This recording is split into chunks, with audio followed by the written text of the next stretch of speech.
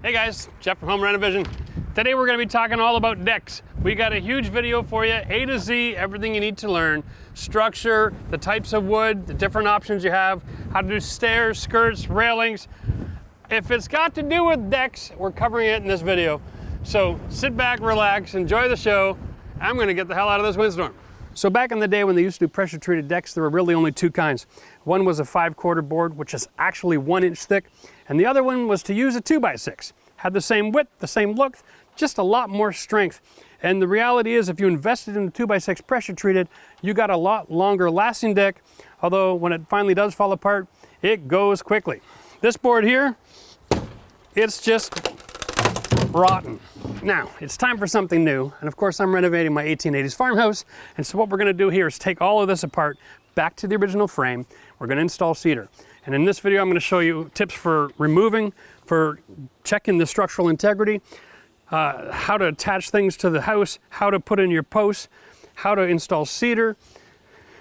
There's a lot of information going on here as far as tools and tricks and tips so that you can make this happen at your house and you can have a professional result. We're also going to talk about different climates and different humidity, how close you are to the ground, if you're on the sun side or the shade side. Everything affects your wood and how you should install it. And there's a lot of debate out there. So we're going to try to attempt to answer all the questions we've been getting on all of our deck videos in this one video. Whew, so stay with us.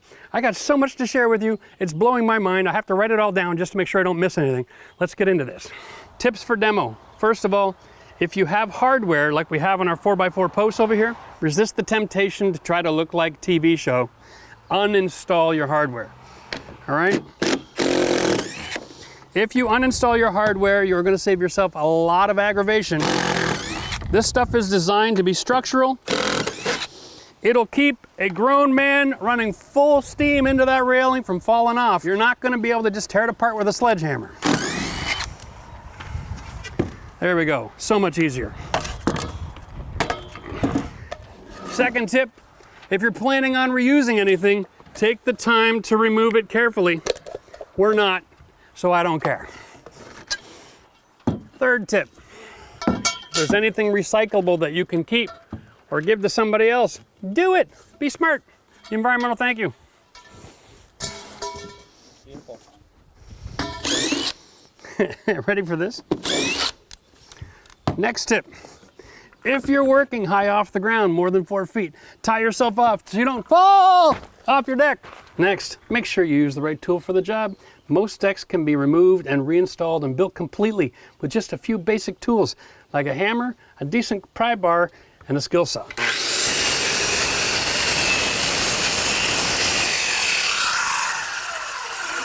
Resist the temptation to cheap out and use a handsaw for working on your deck like some guys I've seen on YouTube.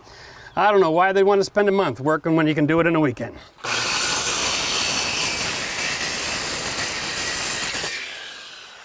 There we go.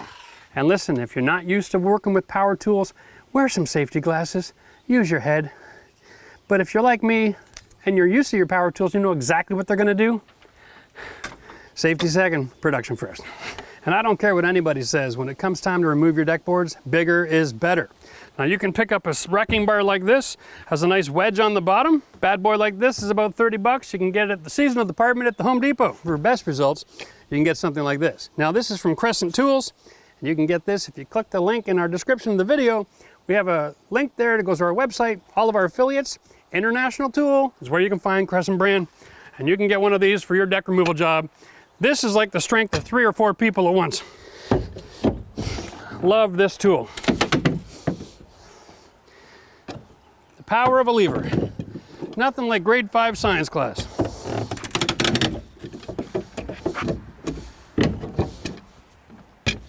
It's under control, it's simple, you're just using your body weight, and anybody can do this. And remember, if somebody else installed the deck with screws instead of nails, try backing out the screws as much as possible. Make your life a lot easier. There we are. All right, here's my next tip, guys. When you're building your deck, resist the temptation to finish like this with all your boards and then put an end board on, because this is what happens. You got all these organics stuck in here, and then it's always wet.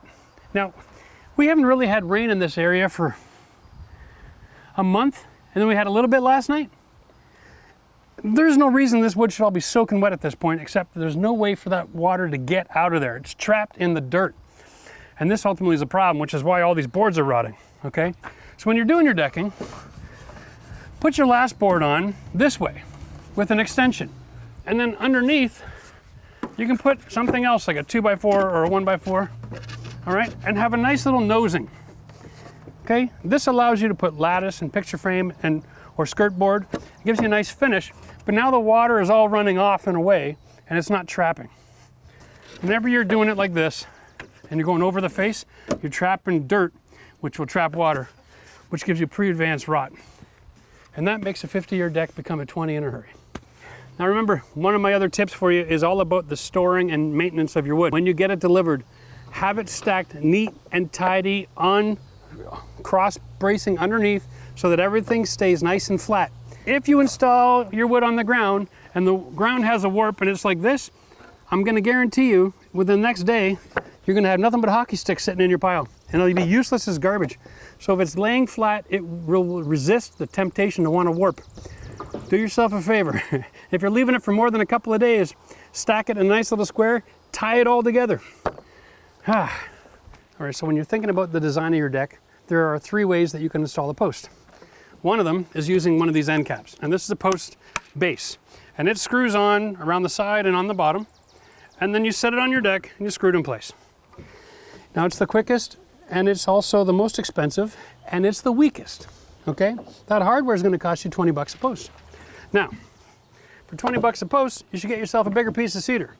Now, I've seen a lot of guys on the internet and in practice, they'll take a post and they'll measure and they'll notch it out and they'll set it on the outside over top of the edge of the board. And what that does is it gives you a little bit more space in your deck. But as soon as you cut the post to sit around the rim joist, you're left with nothing but a 2x4 holding it all up. Because when you put pressure way up here, the wood will split right up that grain line, okay, as it snaps off. It's not a good look. If you got a 4x4, use it. Put it inside the deck. And don't just put it to here, put it all the way to the base. All right, now what I've got is I can attach a 2x4 inside of here to the next one, and that gives me a lot more strength because now I have framing underneath and in the middle and at the top where the rail goes. So I've got 3 locations where this is all attached together, and that gives it no ability to move around in any direction, okay? It's the strongest, it's the cleanest, it's the sexiest, and yeah, you're gonna spend a little bit more money on wood, but at the end of the day, this is a 50-year situation. This is only 20 because it traps moisture. Oh, gotta love the smell of cedar in the morning. All right, I think that's all my tips for the next few minutes.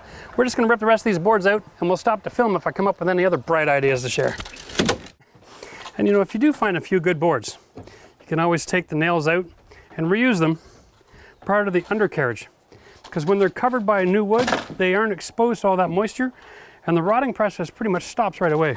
These are great for cross braces and that sort of thing. So I'm gonna take a couple of them and cut them down and reinstall them.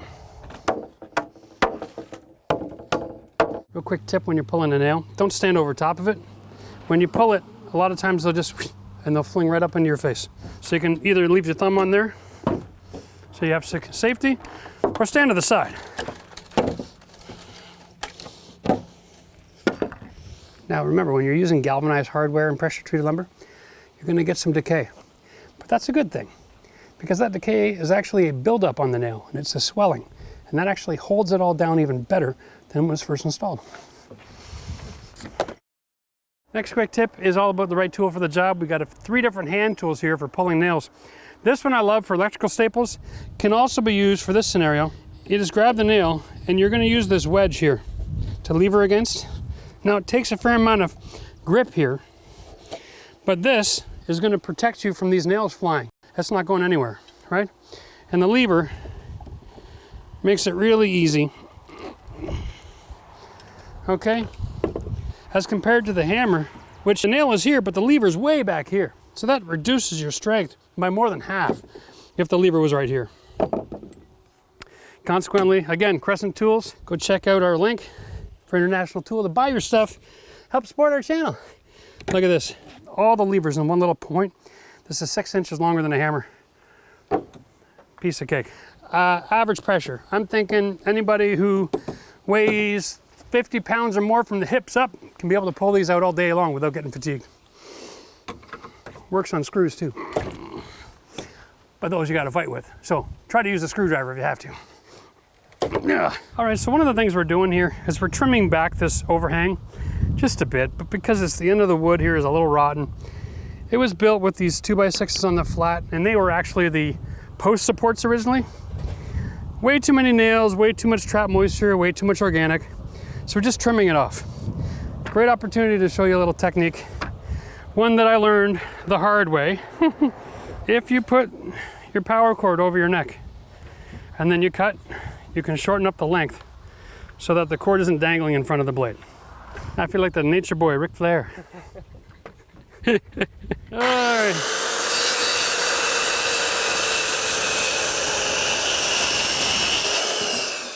When you're doing offcuts on your deck, always cut from the top down.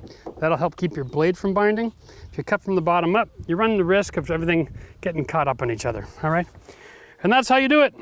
Lovely, quick and simple, and nice and safe. And it'll extend the life of your tools. Okay, so now that we got this bad boy all skinned off, there's a few key components we're looking for. One is level. Are we level? Now, I've heard so many people over the years tell me that you should build a deck with a slope away from the house. And can I just say, that's the dumbest thing I've ever heard in my life. Install these boards with a gap so the water can drain through. You don't need a slope. Make sense? The water isn't going to go from one board to the next board and jump the gap. The slope's irrelevant. What you do want to do is make sure you install your boards so that each board has got a slight curve into it so it's not holding water. That's important. And unfortunately, the wood today is cut with such small young trees that there is no rule, rainbow or smile, or it doesn't work. You really have to go board at a time and decide which piece is right for you.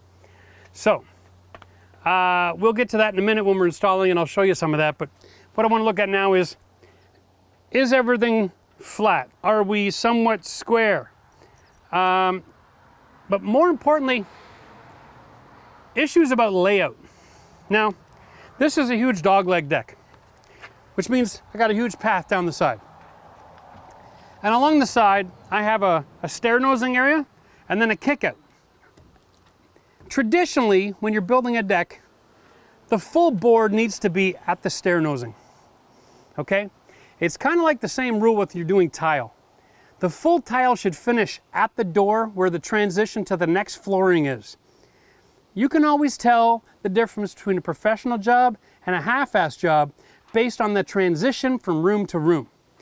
Same with your deck. If you don't have a full board when you go to do the nosing, that means inevitably the homeowner started at the building and worked his way out. It is a lot easier to start where it's important.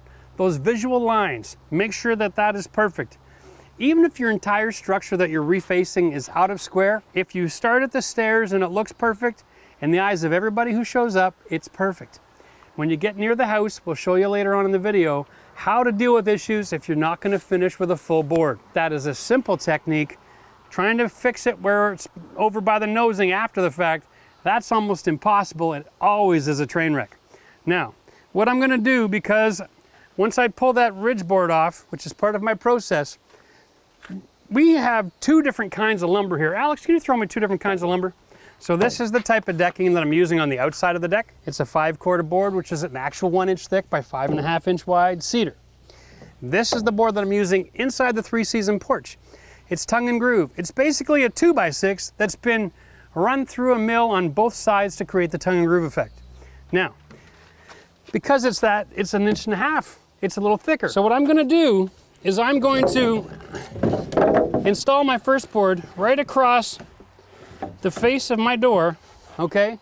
And then add one more piece of this in the door transition, which is 5.5 inches, which is exactly the same thickness as the base plate of an exterior door that's going on my 3-season porch, okay?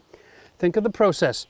It'll sit on top of that board, exactly the same thickness, and then my tongue and groove can butt right up against it, and you won't even feel the difference in the height. because you're gonna have 1 inch thick here, 1 inch thick here, the door transition on top of it, and most people don't step on it, they walk over it, and they'll land on 1.5 inches. It'll be such a natural transition. No one will even notice that inside the 3-season porch, it's completely closed off floor, so not a single mosquito can get in, which is the whole point of the idea in the first place. So what I'm gonna do is I'm gonna measure from this location that I want on the door out towards where the stair is gonna be. I'm taking the rim joists off for now.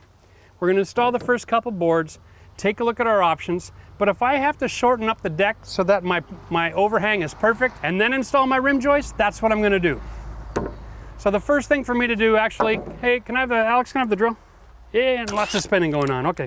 Since I'm knocking off the ridge, the boards are only held vertical at the other end. I'm gonna screw all the tops together. And as soon as I get a new battery, this will work a lot better. The point of this is attaching it at the top will give it a lot more vertical stability so it doesn't roll over while we're working on it. One of the most dangerous situations on the deck is the board rollover, okay? Because it'll just send you flying. You can break an ankle, you can land awkwardly in the lumber and really hurt yourself. And you know, I'm a safety second guy. You can't be productive if you're laying in the hospital.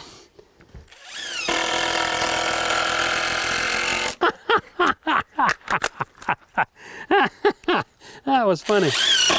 You okay? Oh yeah. Thanks for the battery, bud. Now, one of the best examples of redoing a deck that you can do is right here. A, it's not square. B, it's not the same dimension from the house to the outside corner on either end. C, the 3-season room in here isn't square or the right dimension either. So you get all the problems of the world wrapped up into one little deck. The solution is this. It's the line of sight. It's the most obvious thing your eye's attracted to. And that is going to be right here and right at the door, okay? Everything else, I've got systems and cheats that we'll show later in the video how to solve. So this board, we're going to line up based on the finish, and we're going to be adding a small baseboard trim. So if you get any gapping, it'll be covered. That's the secret. So we're going to get this, and that'll be it. Now what we're going to do is we have 16-foot boards that are going to be 16, give or take. It's going to be a little bit of mercy there. We're going to position it in the middle of the joist so that we can make that joint down there. We're going to go with a butt joint. I know there's lots of conversations. Should we go square? Should we go in an angle? It doesn't matter, okay? Water's going to find its way in that joint one way or another sooner or later. If you're really concerned about water working into the joint, when you're butting those two pieces of wood together, throw in a nice thick bead of PL Premium, tape the top of the wood, shove all that wood together, all right? And then take a plastic knife and clean it off. And then the next day, you can take off the tape and trim off the extra glue. Life is simple, right? If you have an adhesive strip in there, water won't get in between the wood and it won't rot. Problem solved. Now, like I said, let's start with the most visible, okay? Because if I have a full board come to the wall here and a full board go by, and then a full board underneath the door, I'm not gonna have weird gaps and cracks and weirdness showing. And then when I get to the rim joist, once I get to the last 1.5 feet, I can measure out, figure out where my wood's gonna finish. I can trim down the board, whether the deck is exactly 12 feet or 11 feet 9 inches, who cares? The point is, make it look perfect. And that's gonna be the goal, all right? And then when we get close to the house, I'll show you how to finish off there as well, because it's not gonna be perfect there either. It's on a nasty angle, but we can make that angle invisible. We'll show you that too. But first, we're gonna pull out our fastening system. The option for fastening down a deck is nails, which that's just cheap and quick and lazy. Surface screws, which I hate. If you're gonna take the time to install a screw, don't be stupid. Surface screws are as stupid as driving a car without oil in the engine, all right? It's gonna get you a little way, but sooner or later, it's just self-destructs. Surface screws will rot out your wood faster than just leaving it laying in a pile, okay? So don't be dumb. We're gonna go with the new invisible mounting system. It is from National Nail. A lot of you may know this as camo. And the reason I love camo is because when they first invented this system, it was a solution to a major problem: premature aging. We all know that water is the enemy. And anywhere where water can collect, even a small little bit, all right, it promotes the destruction of the wood. Wet wood is rotten wood. End of discussion. So if you can't keep it dry, you shouldn't build it. Introducing the new camo drive system. Listen, if you guys have been a fan of the channel, you've seen other deck videos. We use camo. There's an old handheld system you can screw from each end, and we did a picture frame fishbone deck. It's an awesome way to finish a deck. We'll put the link to the video up here. That might be your style, but if you're a contractor or you are able to rent this tool somewhere, keep an eye on that. That might be a possibility in the near future. Then you're gonna wanna know how this operates, right? You take it out of the box, your handle just threads right on, piece of cake, okay? And then what you've gotta do is right down here, press to release. Push that, boom, okay? The end comes off. Nice and easy. And it's kind of like an AR. You just pull this down, grab the bit, and this is almost like an impact chuck, okay? You pull it down and you slide in the bit. They're color coded based on the T15 or the T20. T15 is all the deck boards and the clips. T20 is for the surface screw system that they have for doing the end boards. And we're gonna show you all of the functionality of this product in this video. But for now, we're just gonna show you how to put your deck together. You slide that together, bam, locked and loaded. Now you need this bad boy on here. All right, and you set this up. You push this in, it sits in the cradle. And that's if I'm not drinking. There we go. All right, piece of cake. Now you see this here, this slides. It's on a retractable system because it connects to your screws. Awesome. Now the camo screws, they have a little track system here.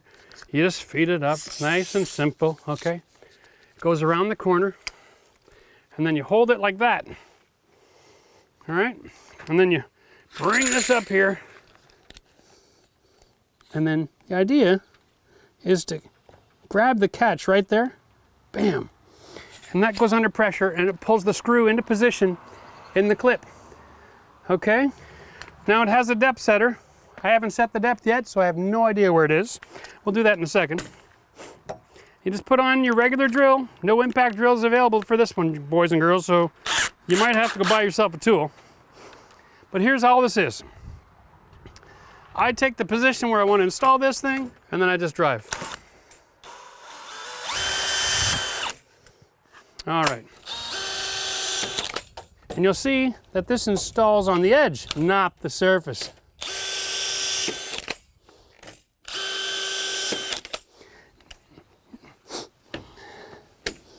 When you're screwing like this, it doesn't really matter which way your grain on your wood is laying, because you're actually pinning down the outside corners of the board on both sides and keeping it from curling up. The only other option is the board will curl in the middle. And if it does that, that's fine. It's not the end of the world. Water will shed. But if you have it on brand new wood and you have that nice little smile going, okay, and you have the middle is holding a little bit of water, then sometimes you'll see the little thin piece of the grain of the center of the tree will pop out like a huge sliver. And that'll catch you barefoot every time. So we're gonna talk about in just a second how to install your wood. But just demonstrating this makes me want to install the rest of the deck. This is so quick and easy. This is like 3 times faster than the old system when you do it with a hand grip. Okay, now the secret, of course, is in the screw. All right, there's no screw tip. It's been cut off. And so the tip of that actually bores into the wood. All right, and so what that does is that pre-drills the hole basically as it's screwing in. And so it doesn't split the wood. You can use this right up to the end of the board. Okay, so we're gonna just show you a few different options you're gonna get with cedar nowadays because they're cutting younger trees. Now, let's just say it this way. The more experience somebody has in carpentry, generally speaking, the more older he is, the older trees they used to cut for them. So there was a different rule back in the day 20 years ago than there is now. And I'll show you why. Here is a tree. This is the middle of the tree, right here. Okay, I got a ring here. I got a ring here. I'm just gonna draw in the rings so that it's really obvious on the camera. Okay, there we go. Now, okay. So you're gonna have a hell of a time trying to figure out which side of that board to put up or down. Back in the day, that never happened because the middle of the tree was this freaking huge. And they always would cut a 4x4 out of it, all right? But nowadays the trees are so small, they're cutting all the different deck boards out of it. Now check this out. This one has a saw grain in it, but it also has a knot. So here's the grain here. Just a little confused, hits the knot. A little confused, hits the knot. All right? Now, and this is a more traditional looking board.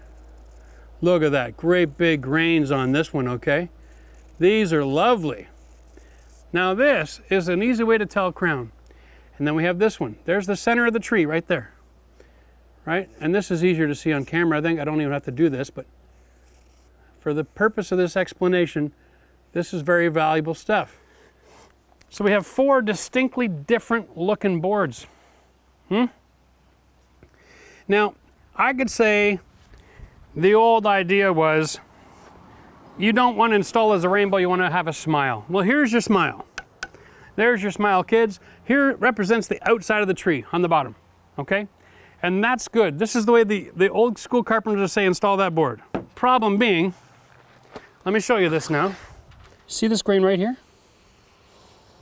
If that's on the surface and it gets wet, that becomes a sliver. This whole sliver piece of wood is going to lift off. I know this from years of experience. That's a callback waiting to happen.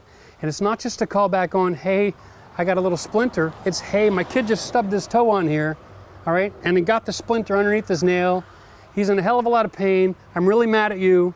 Come back and fix the board. And all I do is unscrew it and flip it over. Now that I know that that's happening, I'm installing it like this, like a rainbow. Because I see the center of that tree. I see these telltale signs. All these silly little grain marks right here.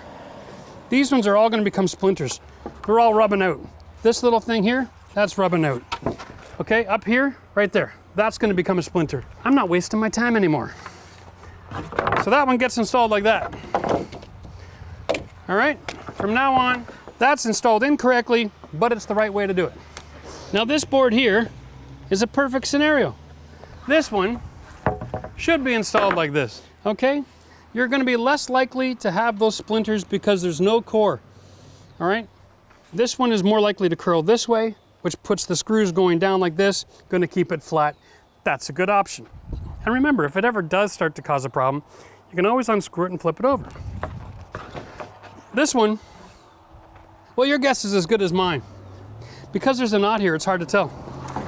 So you got to flip it over and take a look at the surface as well, okay? What's the condition like? Lots of pits, lots of knots. This one looks pretty. I don't see the propensity for that sliver to happen. So I'm going to say, I'm going to pick that side up for no particular reason other than I like the look of that wood. Now this one's the center of a tree, okay? It's got the same potential to twist either direction. So you can install it on either side. Make the decision based on what the surface looks like, all right? This old school idea of it has to smile, throw it out the window, okay? That was good when they were cutting down big trees. It's no good to you today. You got to use a little bit more of the cabeza, okay? All right, now let's get back to work. Okay, so now we got our boards up here for installation. Professional piece of advice. We're gonna mark all of the ones for the surface up, get them in position, and lay them all out first, okay? That'll give us the ability to identify boards that have got a hockey stick curve to it. We can pull it out of the equation and get some boards installed nice and quick so we have some production. And then we're gonna pull out a tool to fix any of the boards that need to be fixed, because there is a way to straighten wood if it's delivered curved. You don't have to go back to the store and switch it out. We're gonna be taking off the pressure treated skirting boards that are here and replacing them with cedar skirt, because we want to upgrade everything to cedar so it stays the same. But before we put them back on, we're going to put in some mineral wool insulation. Mineral wool animals don't use to make nests, so even if they can find a way into these cavities, they won't mess with it too much. So we're just trying to create boards that go all the way underneath to hold that mineral wool in place. There we go. I'm over here. Okay. There. Now you can see the benefit of buying wood at one of the better suppliers in town. All of these boards are just laid in place. And we do this just as so much easier to identify a warp. Like when you're in the store and you're trying to buy decent lumber, if you put 10 boards on the top of your cart and line them all up, you can identify the one that might be twisted just a little bit too much. Don't be one of these guys that thinks that they can pick out the perfect wood just by eyeballing it and then throwing it in the pile. 95% of the wood that you're gonna buy out there has got a little bit of twist to it. It's softwood lumber, it grows like this. When they cut it, it goes like this. That's life. Learn how to build a wall, and you won't spend all day long digging through a pile of lumber, driving the cost of the lumber through the roof because they have to cull all that wood because they'll have to land there like pickup sticks. What are you, 6? Take your wood, go home, build something, throw the odd one out. All right, enough of that rant. I only have one board here that I think is going to be a problem. It's this one. And it has a bit of a curve at both ends. It's only 1/4 of an inch, but luckily for me, I got the new camo tool for straightening out your deck boards. This is designed to put pressure on and torque your board. We're going to demonstrate this in just a minute, and we'll show you how easy it is to straighten things out. Here's my work board. I'm going to set it aside until, wait for it till near the end. Now, the best way to do this, I'll be honest with you, this is my system all the time. The first board is screwed down, right? This one? Yes. This one's next. I'm going to take this one out.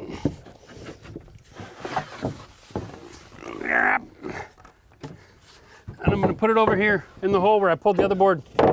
Okay? Now for the rest of the deck, all I'm doing is screwing down a board, pulling the next one forward, and so on and so on and so on. It's that simple. It's a nice, simple strategy. So you always have somewhere to stand while you're working. Check this out. When I set that in between the boards, I can tighten that board up to 1/8 of an inch gap. All right? If you like a 1/8 gap, that's perfect. If you want something a little bit thicker, because you're really close to the ground and you're expecting the ground moisture to be working its way into the wood and the wood will swell, then you can create a little bit more space. You can use just about anything as a spacer. You can use a wood screw or your square.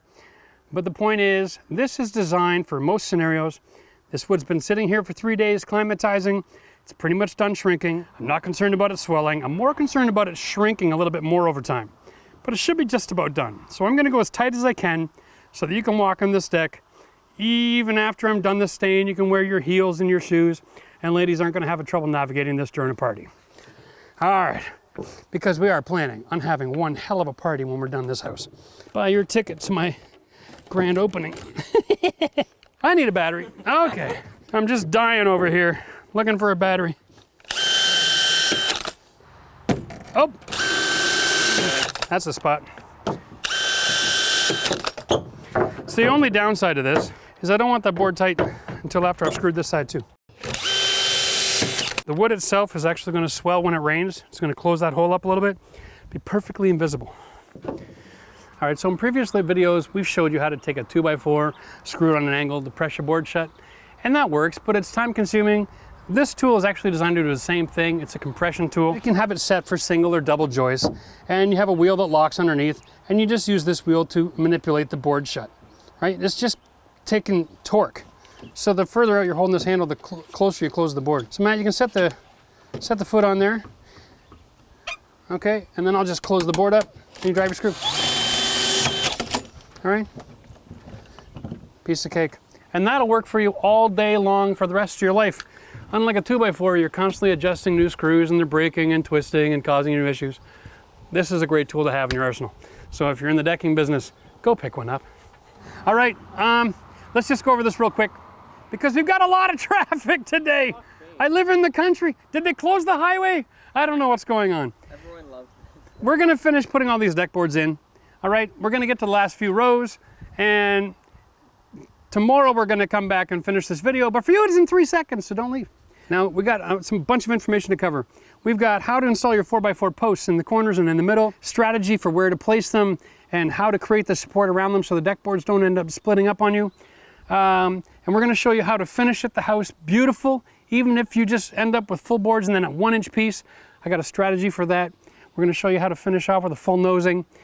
It's all about having flexibility. If you build a deck from scratch, you can build it the perfect dimensions so the boards fit perfect. That math is simple. There's tons of documents out there how to do that. But if you're fixing somebody else's deck and you don't have that strategy in place, then you've just got to take a minute and think things through.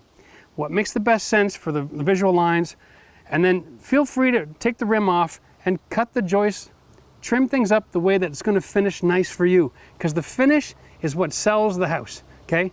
Not the surface, it's the edges. Okay, well, it is day 2 on my deck build. It is a scorching, what do we call this? 32, feels like 105. No big deal. We're gonna just try to get as much done as we can today, but we're gonna show you really a ton of options. Listen, if you're resurfacing a deck, that means you most likely didn't build it in the first place. And so you aren't working from a drawing. You don't have a plan. Nothing is mapped out for you. You're just gonna have to deal with what you got. So what we're dealing with here is, I'm gonna show you my techniques, my tips and my tricks for mapping out and creating a design on the fly, right? That maximizes the overall look when you're finished and helps to eliminate you from having to be a master carpenter. The secret here is to be able to build something that looks beautiful, that's actually quite simple to do. So I'm gonna give you a whole pile of my tips and tricks so that you can do all that as well. First of all, we've got these boards installed and we've started our design with that. That's great, but I need to know how I'm gonna finish this project. So I'm laying out these boards and I'm throwing on a little bit of spacing just to mimic what I'm dealing with. And I'm looking right here. I've just got a little bit of meat left. Now, my plan is to add a great big rim joist, okay? And that's 1.5 inches. But even at that, I'm only 2 inches of wood, all right? It's not even half a board. And I know some people are gonna be like, well, that's fine, you just rip this on a table saw, you're good to go.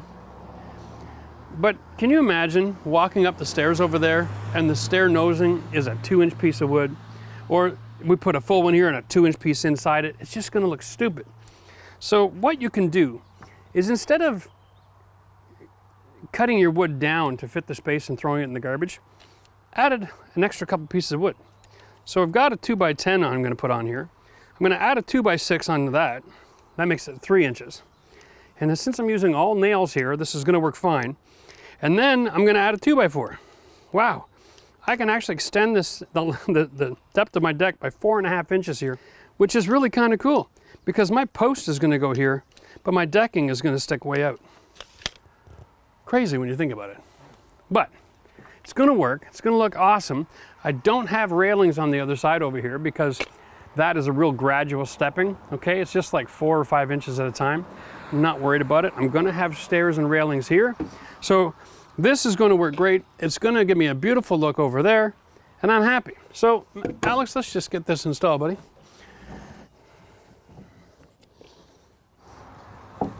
There we go. Ah.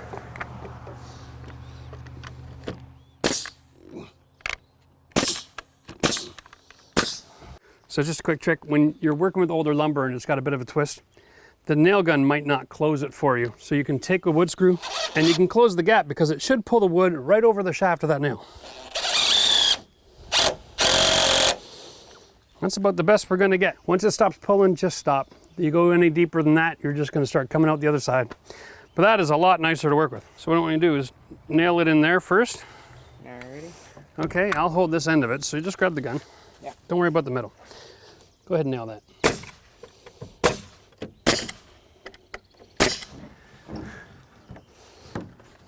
Oh, hey, ho. There's a great measuring system right here. Let's put that on the saw and yeah, just slide it towards me actually. By the time you even get out of that hole, I'll have this thing cut.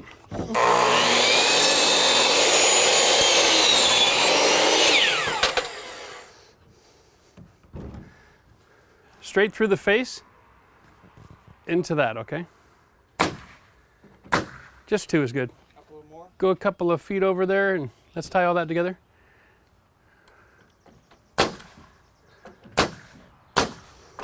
You can see that you can manipulate the end of the board to create flush, right?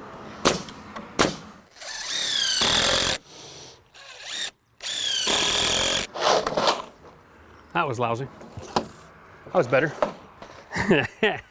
Same thing. This board's actually in really good shape. So you go ahead and flush off your end there. Yeah. And I'm pretty happy with that. There you go. And you'll see the secret when screwing is when you're tightening up the screw, the head might disappear in the wood, right? So when you're putting in a screw, that's how far the screw's going in. That's when the head's at the surface. But watch what happens here. Even if you're pushing, it'll open up. Now I'm at the surface. Okay, until it stops tightening, you've got to screw, because there's a density in the wood, and until the head creates enough compression that it actually closes that gap, you're not done, right? Whenever you're tightening on something with a screw, you always got to get rid of the gap. So this represents our spacing. We had ourselves about 1/4 inch, all right? And here's my new deck board. So now I'm going to be starting, all of this board is going to be sitting on this overhang. Now I got structural nails in here, I got structural nails in here, and then I got screws attaching that board. Now each screw carries 80 pounds. As long as we've got a handful of screws over every few feet, like 4 or 5, it's more than enough to carry the load that we're attaching, because the board contacts this middle piece as well.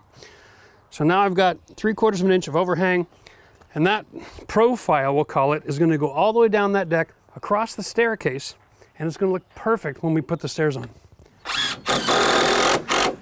While he's finishing that, I'm going to grab some 4x4 posts and we'll start putting in our railing system. All right, now here's where we get to have a little bit of fun. We're putting in our 4x4 posts, and I've seen lots of guys out there who will mount them to the top of the deck. We've talked about that earlier in the video. I've seen guys cut them. They'll add the depth of this plus the wood here, and then they'll cut their height up to 42 plus maybe an extra inch, okay, so that you can put a post cap and still get a 42-inch railing. All these measurements are important, but I'm going to go step by step so you know how to decide how you're going to do it. This is sitting right on the ground, and generally speaking, that's fine, except we don't want ground contact. Okay, that means wicking of moisture, and in a 4-season climate like ours, it also means frost. So we want to have it about 1 inch off the ground. All right, so I'm going to mark that. So what I'm going to do is I'm going to just visually show you everything we're going to do. I'm going to map it out and measure it out on this lumber so that you have all that information available. Now you can use this at your place at home, but if you just make that pencil mark, then you can attach the board to it. Now it's going to hold it in position for you. It's like an extra pair of hands. Now, what we want is a 42-inch handrail, okay? Because that is the code in our area. That means from the deck surface to the top of the handrail is 42 inches. Now, the deck surface is 42, but the deck itself is 1 inch. So we're going to add another inch to there, okay? And on top of this, this is our post. You want the post extending higher than the rail. If you're going to put any kind of post cap on there, which is necessary, because don't forget, if you expose this end of the wood to the weather, okay, then that's going to get rot and split and crack and destroy your lumber. So the reason we put post caps on, even if it doesn't have a function, if it's just a wooden block, is to protect the wood in the post. You can always get something decorative, solar lighting. We can talk about that later, but for now, let's just get this. If this is my handrail, all right, visually you want to decide, what do I want? Because a lot of post caps have about 1.5 inch or 2 inch cover. So knowing what you want is actually important. If you're not sure what you want, leave it long on purpose and you can cut it later. But the point is, if you do all the math now, you can do this on a chop saw, it'll be a perfect clean cut, and you won't have to be out over the reciprocator or a skill saw later and make a mess of everything. It's kind of late in the program when you figured out what post cap you want to start pulling out power tools. So we're going to add 3 inches for my post cap. Whoop. Don't go anywhere, Betty. Here we are, right? So visually, I'm thinking that's nice. I'll have my post cap material, and I'll still have a bit of a rise above my rail. So that works good for me. So now my measurement is this. 1 for the thickness of the wood, because I'm installing the post in the frame. 42 for the height to the rail, plus another 3, right? It's 46 inch. Now, that's from my pencil mark, okay? So, here we are. We're gonna cut this bad boy at 46, okay? Now for you, for the whole deck, if your post is going all the way through the ground, that's how you do it. If you're going to be cutting your post so that it's just going inside the frame, then take your 46 measurement, right? It takes it to here, and then add the height of your joist package. All right, it should be about 7, 7.25. So that'll take you to 53. Once you've got that number, you can go to the saw and cut all your posts. So you just pick the ones that are going to the ground, get these specific, because ground slope, every one of them will be different. Do the block, set the height, add the 46, keep your gap underneath for frost and to avoid ground contact. And then you can cut all the posts at the same time and install all of the rim. Piece of cake.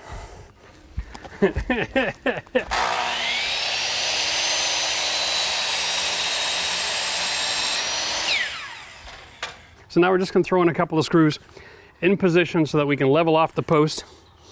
We're going to go in high to the right and one low to the left.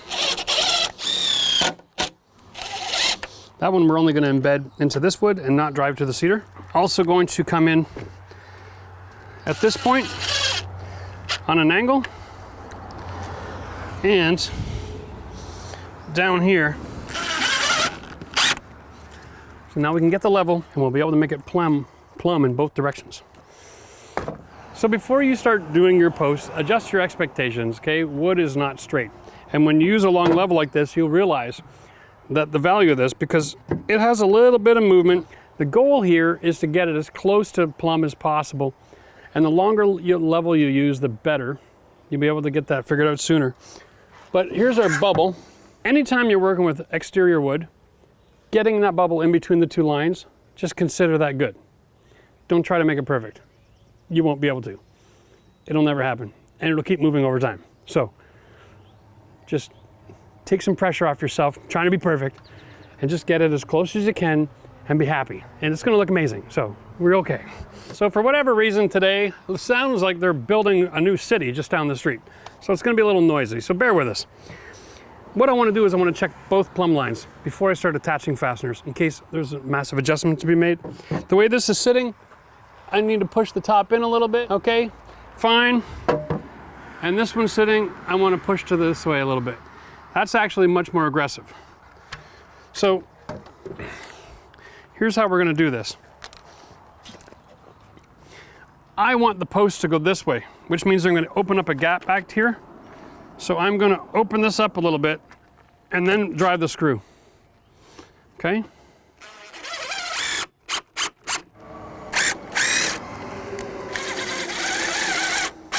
There, now I'm in charge. Okay, so now I'm intentionally out of level, and every time I torque the screw, I'm pulling it back towards the rim. Now I've got the perfect line here set up. So now I can go to this side. All right, so since I want to go this way a little bit, I'm going to intentionally open up my gap up here and then drive my screw in. Okay. Now, I've overcompensated, so I can just tighten it back into position.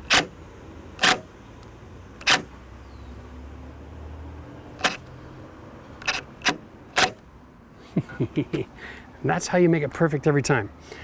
If it has to move, overcompensate, then drive your screw into the wood, and then use the screws in order to pull it back to where you want it. Now that I've got it there, I can just start driving other screws in to tighten it all up.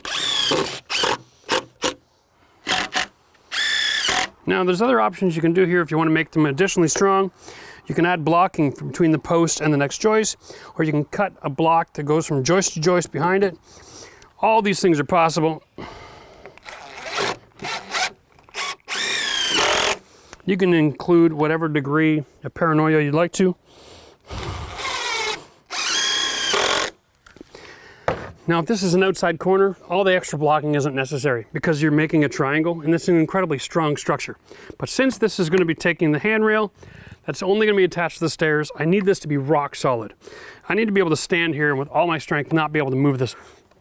That's actually not too bad. But I'm going to put a block in anyway.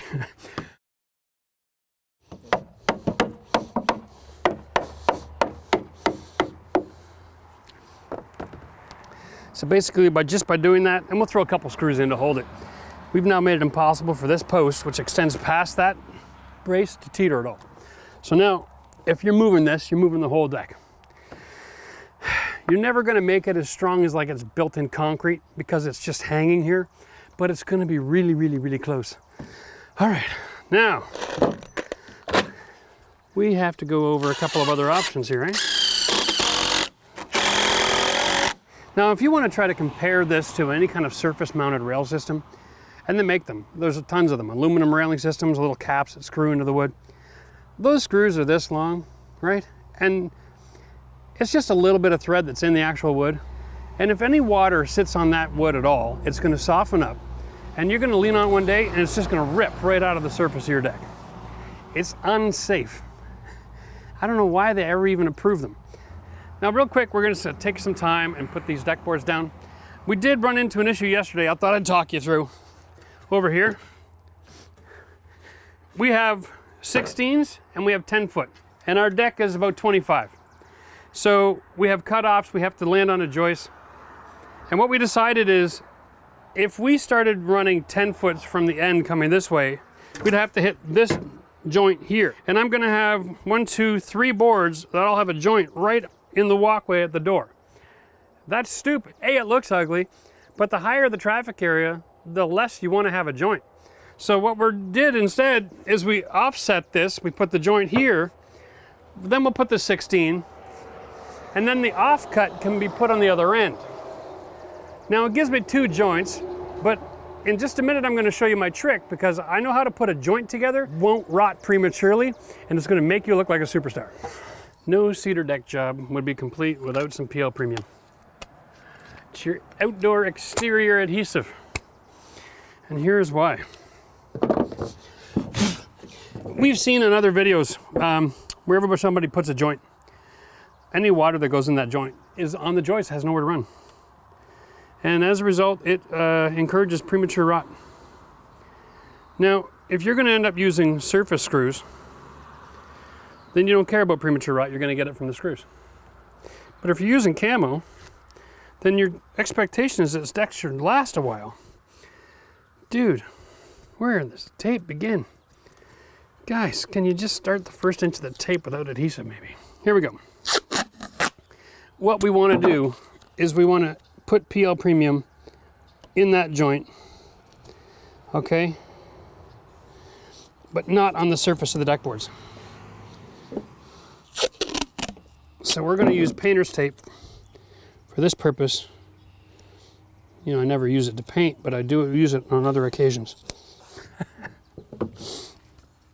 The goal is this. This adhesive does 3 things. It bonds the wood together. 2, it'll actually help to make a good bond with the joist underneath, so you don't have to rely on a bunch of fasteners on the end here. And number 3, it'll waterproof the joint. Haha, I know, it's crazy. Watch this. It's almost the same color as the cedar. Now, what am I using, the Ultra? Yeah. The regular PL Premium is got a more brown color to it, but this stuff is going to do the job just fine. So we put in a healthy bead, and then we're just going to compress the joint by pushing it together until it comes out. All right, there we go. Now we're ready to screw it in. There you go. Now you can take the bit, okay? Because the ends are cut off, you're not going to split the wood. And I'm going on an angle about an inch away on a 45-degree angle down, but also on about a 22-degree angle in, so I can catch. Get it started. There we go. Now I'm going to catch that joist line, but I'm going to finish through.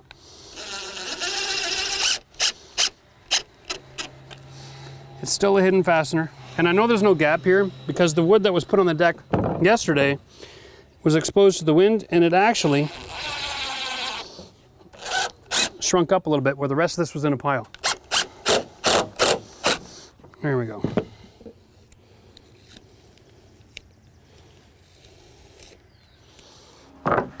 So I'm measuring a post notch here. It's going to be a bit of a trick because the board actually goes underneath in the gap. But the idea is this. Post is 3.5 inches by 3.5 inches. Not perfect every time, not always perfectly square, neither is your deck, neither will be your cut. So if you cut it 3 3/4, okay, and make that your dimension, you're gonna have just enough mercy and wiggle room that when you're sliding it in, it's not gonna have issues in swelling and compressing and then split and crack the whole board off afterwards. You want it to go in nice and comfortable, but you've gotta have blocking, okay? If people step on this board here, when there's that much cut away, this will just split right down the middle. So we wanna add blocking in here, and then we can pull out the jigsaw and trim this up. The blocking will also reinforce this post, which will be nice. If you're not familiar with using a jigsaw, you should, because this is the kind of precision tool you need to work out here. Now, if you've got one of those expensive multi-tools, you might be able to get away with using that. But this is not a place for a circular saw. You really want to have a perfectly straight up and down clean cut at the corners. And here's how.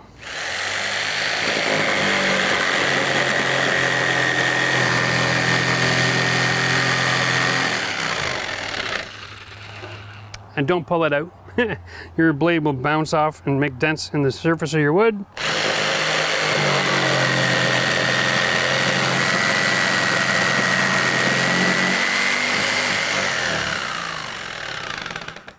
Don't push too hard, let the blade do the work. Now, once you've got it cut, you can start a semicircle.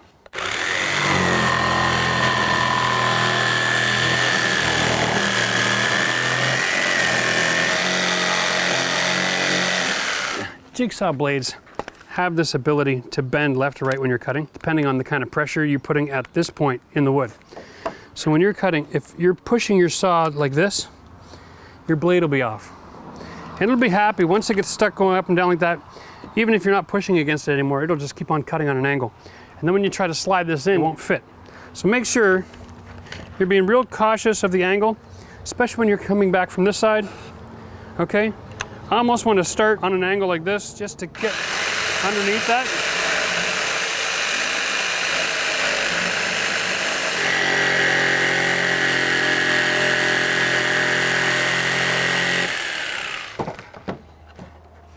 It should look like this.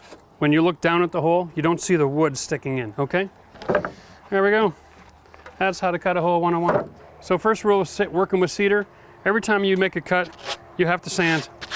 Don't save all this work till later or you won't have access to it.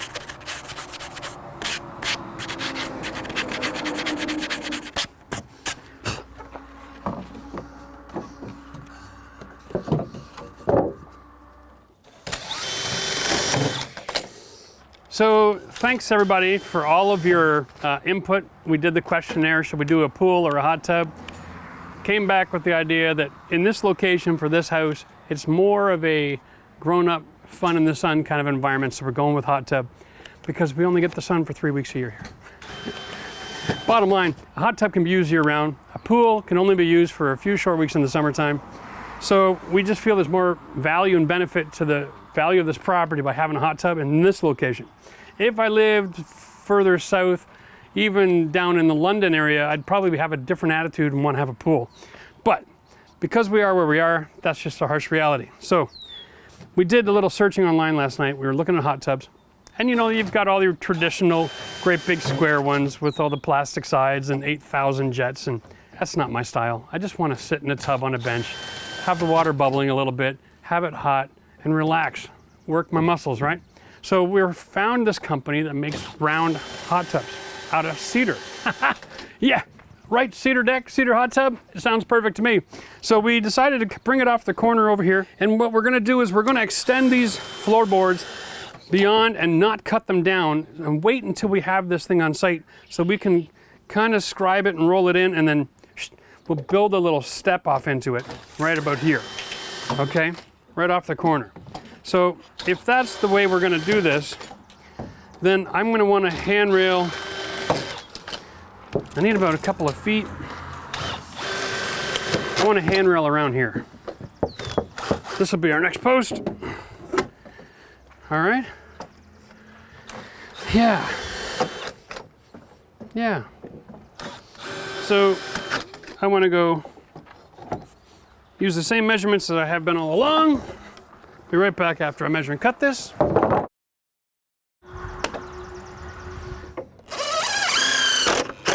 I'm gonna run through a couple of options right now for handrails because there are a certain number of pre-approved handrail designs that every city or municipality is going to have in their building code. This is where it gets really strange, everyone, because they're gonna say you can put a 2x4 top and bottom rail and then one 2x2s and then add 3 screws on each of them, and that's safe. And all of that contraption is gonna be screwed into these posts with a screw there and a screw there at each corner. And the truth is, that's only 300 pounds of shear strength on the whole railing. But if you run into one side, a little tipsy one night having a great cedar deck party when you're all finished renovation like I'm gonna have, then that's dangerous. So there are options. Now, if you wanna go with a glass railing system, then you can get away with putting in pressure treated posts. That'll save you some money. And Veranda is a company that Home Depot's selling their stuff with. They make post sleeve covers, right? And that's cute, right? And when you start seeing this go together, you're like, wow, that means I can cut a bigger hole and I don't have to worry about it. These things just snap together. Need a hammer here. Okay, right? Piece of cake. There's also a cap for it. But the point is the company that sells these also has aluminum top and bottom rail systems, okay? And that rail system, you can go with spindles, or they actually sell a tempered glass at the Home Depot that fits inside of that. And from what I remember, they come in 4 or 6 foot lengths. And as long as you don't have more than 3 inches of space on each side of that glass, it's acceptable to code. They've had the engineers come in and approve their design and their installation systems, and they got parameters so that you can actually do that as well. So there's an example of a system that's being sold in a store that has paid for the engineering to be approved, even though it's not a part of the building code. All right, I know it gets a little bit strange. But for me, I'm not putting glass in. I'm going with a black spindle. We're gonna keep it very, very rustic, very organic, because we're gonna put in a cedar hot tub. And so we're gonna just go with cedar, cedar, cedar, cedar, cedar.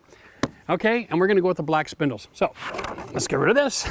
All right, so now we're gonna deal with the railing. But I'm not actually gonna install railings today. I'm gonna finish all of the decking and all the posts before I start doing railings, because you change the tools, you change your systems. It's nice to have a little bit of system in place. But I am gonna go through the last few steps so that you have all of my sheets at hand and you've got all that information. First of all, we installed all these posts plumb, which means the width at the bottom, 53.5, should be the same at the top. Whoop. 53.5. Perfect. So what I'm gonna do is I'm gonna cut myself a 2x4 that's 53.5. And I'm gonna install it on the top in 2 different locations in each post, because this is cedar and we've only attached screws in the side. And the top of this will twist independently if you don't tie it together. We're heading into a weekend. It's gonna be a few days before I get back here to do these rails. So I wanna make sure that I'm teaching you how to prevent having a $50 post get all twisted up and ugly on you, because you don't wanna get this far, come back in a few days after you've been away for a weekend and see everything in the building has gone like that. That's maddening, because now you have to disassemble everything, including the decking surface, just in order to fix your posts. There's no amount of force in the world that's gonna go and undo that corkscrew effect. So by putting on a 2x4, we'll stop it from even happening. This is a cheap $3 2x4. Perfect time to use scrap lumber. So here we are, putting on my little top plate temporarily. Now I'm using 4 screws and I'm near the end, and we haven't shown this in the video yet. It's one of my oldest secrets, but it's what I call burning the screw. So here I've got the screw partially started. I'm gonna put the drill on reverse and go backwards. And I'll push down while going backwards. And it actually gets really hot and burns the screw in. And that keeps the wood from splitting. I don't care, we could do this all day long on 1,000 pieces of wood up to a millimeter from the edge of the board. If you use this system, it'll never fail. Okay? Now, I am exactly flush and flush. I can grab the other end of the wood watch this, and I can manipulate how straight that board is. So what I'm going to do is just bring it over here. It's exactly the same measurement as the width on the bottom. I'm going to install this, and I'm going to keep them from twisting. I'm going to keep them from warping. So when I have my finished railing system finished and ready to be installed, all I do is unscrew this, and I can slide it in place into something that's level and square.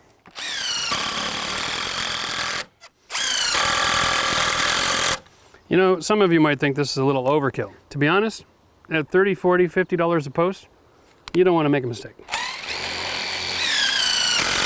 Now I'm going to show you a little tool that I haven't used on the channel. Wow, 5 years, Max, we've been filming. We've never pulled this out. Chalk line. Crazy. This is just sitting in my toolbox. Make sure there's actually, yeah, we got a little bit of chalk in there too. That's good. Man, it's been a long time since I've used this, ever since I pulled out the laser. This bad boy here is probably 7 or 8 years old anyway. We're gonna just use this to establish a line that I'm going to cut. One of the benefits of installing your posts on the inside of your ledge is that the width of the saw from the side here to the blade is less, so that you can actually put all your wood in, overhang it, and then trim it all once at the same time. Now I am just checking my number here. I am cutting it off at 1.5 inches and a hair. So I can go to 3 inch and a hair. So we're just going to pull it straight. Boom. There's my line. Here we go. Now, the secret with this is get this out of your way, because the back end of this will actually catch on the wood. And everybody always makes a mess when they do that. Hold that with your finger, get right on that line. Now, the chalk line is usually about the same thickness as the blade, and when you're cutting in this direction, you're actually cutting from the edge of that metal and to the right, the thickness of your blade. So, since I don't want to do that, I'm going to use this little notch here. I'm going to use that right on the middle of my red line, all the way down, and I'll have the little bit of red line left when I'm finished. And it's so important, because you can't do proper skirting if you don't have a bit of an overhang. We'll get to that in a minute.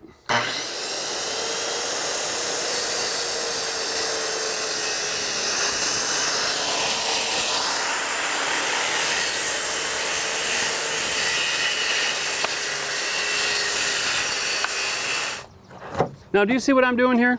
I'm taking my sponge, I'm cleaning up. It's kind of like cleaning your teeth, you know? Going right in between all of these, getting all those splinter fibers out of there. You're going to sacrifice the odd sponge doing this, but it's so worth it. If you're going to cut something, make sure it looks pretty when you're done. And if you have an electric palm sander, that's a great tool as well for finishing off. Just use a light gauge sandpaper like a 220, and don't go overboard. Cedar is a really soft wood, and you will absolutely bevel it with a power sander if you're not being careful. Now, you can see that's not perfect. Right? It's not perfect. There's a little bit of, but the point is every board is cut exactly the same spot at the edge of the board. Okay? And that's what that system uses. Even though it was freehand, I'm not using a Trex saw or any craziness. Just steady guide, and it gives you a really nice finish. I could have hired NASA geniuses to show me some sort of rig to get a perfectly straight cut. And tomorrow, when it's all shrunk a little bit, they'll all be different lengths anyway. What I'm showing you is a really easy system. Remember, when we were taking the deck apart, the end was overlaying all of these boards. It was capped, it was trapping stuff. What we're gonna do is use our 2x4, like a bit of a structural load here, okay? Up underneath. Now, it's still got 1/8 of a lip, which is nice detail. It's good texture, but it's super strong. Now, the distance between here and the ground is 24 inches, give or take, all right? So the idea here originally was I could put this board on like that, and then I could install lattice right up to it, okay? And I'm good, because the way we installed our framing and all of our posts, look at this. I can install a 2x4 connecting all the posts and have a nailing surface for the lattice top and bottom, right? That's a real quick, simple way. And if your ground is contoured, you can install whatever design you need and then have a flat surface that keeps everything nice and square around the deck. And you can just put a 2x4 here and then lattice the difference, right? And at the very bottom, one of the things we can do is you can take one of your 5/4 board and you can just take your skill saw, cut it in half. Now you have a trim board, just like our shed program. If you want to see how we built our shed, you can click up here, but you can actually use pieces of 5/4 board ripped in half and make trim board and like picture frame it. But what we're gonna do is a little different because I'm a glutton for punishment. I'm at the Home Depot and I'm looking for neat ideas, something different. Because I don't want to build every deck to look the same as the last deck. I don't want my deck to be just like everyone else's deck. It's Australian, in case you're wondering. You say it right. It's kind of funny. All right, here we go. This is a 2x4 foot panel. They have this new privacy screen panel series. They have a black rail and you just slide a few of these in place and you can make a privacy wall. And they got different patterns and decorations. I just picked this because it's horizontal and it's kind of simple. And I'm like, wow, if I picture frame this and then just stick it on, I can just put one panel here, one panel here, one panel there. Done, 12 feet. Sounds about perfect, doesn't it? So, what we're gonna do is use the table saw and we're gonna make a picture frame for this thing and we're gonna put a table saw groove in it and my 2x4 so that I can actually encapsulate this to provide some strength. And of course, everyone's gonna want a miter joint, right, Max? Let's visualize. Middle of the hole, middle of the hole. Middle of the hole, middle of the hole. Oh, it's so much easier to measure when you're visualizing. Okay. Middle of the hole, middle of the hole. There we go. That's gonna represent our finished product, okay? Now I've got my outside measurement for my ends. So my visualized dimension is 29.5. That's my outside point. That also means now I know the difference between the product and my wrap. So I can take that minus the actual measurement.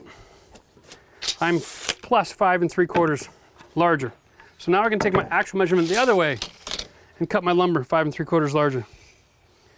So that makes it 53s.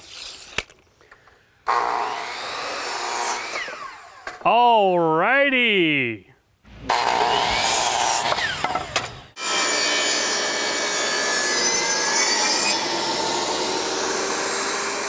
It's important when working with a table saw to not be stupid. This will hurt you. You want to push based on the sound. So if you're wearing those big sound protection earmuffs, you can't hear a damn thing. You don't want to hear the motor working too hard or you got to slow off. If you know it's working way too hard, lift it off the blade. You might have twisted. Something just like this.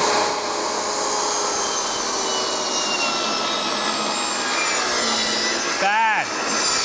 Bad. Good.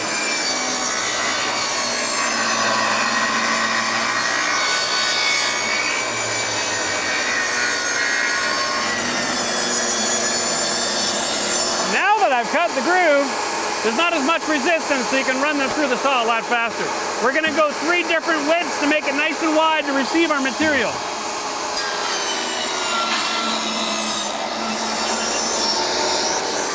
So now I'm going to cut miter joint picture frame for all of this. Let's see if this would be a shame to go through all that work and then I go, oh yeah, that makes sense. I should have done it this way. What do you think, Alex? You got any faith in this, buddy?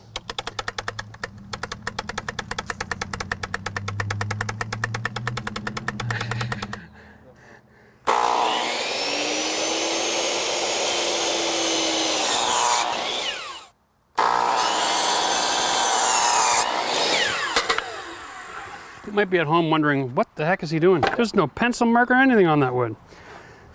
I know it cuts in between these two, right? So then I just lift the blade, the protection device, and what I'm doing is I'm just closing one eye And I'm basically drawing a line down that blade and making sure it connects right there on the corner of that wood. And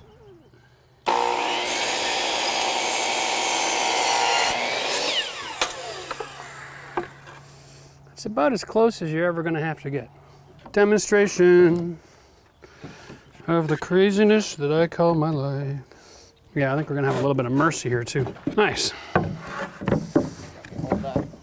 We'll try that and we'll go from there. Okay, now let's go to the four corners, make sure they're nice.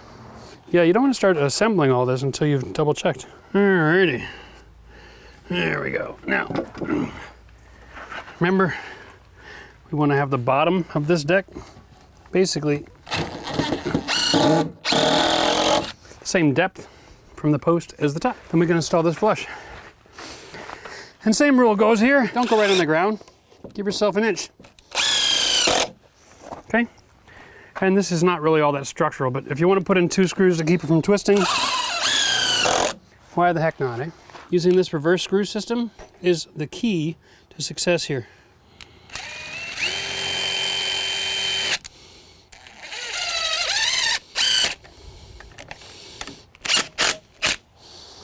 You got 2 options. Buy some electrical tape, so when you do put a hole in your hand, you can just pat yourself up. Or you can pre-drill the hole.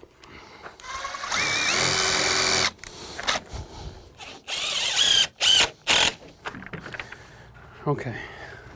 Now the secret before you start your skirting is you really need to identify what you're going to do on all 4 sides. So remember we used the cedar piece here to identify our outside corner. So I'm going to actually take this piece flush with that outside corner. I doubt I'm going to go through the time and expense of building screens like this to go behind a bush. So I'll probably just use a piece of lattice or maybe a couple of pieces of skirt board. They make a product that's 5/8 thick that's designed for fences out of cedar. And it's a perfect accompaniment to closing off pieces of wood and that sort of thing. The reason I love this is because it gives airflow. Okay, I'm going to be using one of these for my stairs. Now, I want to get a 3-step. Again, supply issues going on at the stores. But the idea here is this will attach just underneath the deck. Okay, right here. All right, bam, done. Stair, stair, stair. It'll work when it all comes together. And because it's gonna be black metal and then just treads, no risers, so it'll be empty, everyone's gonna see behind it, right? So this way the whole length of the deck from the parking lot, when you look at it, you'll see the entire design all the way across because the stairs will be hollow. And I think it's just gonna be a spectacular look. Right there.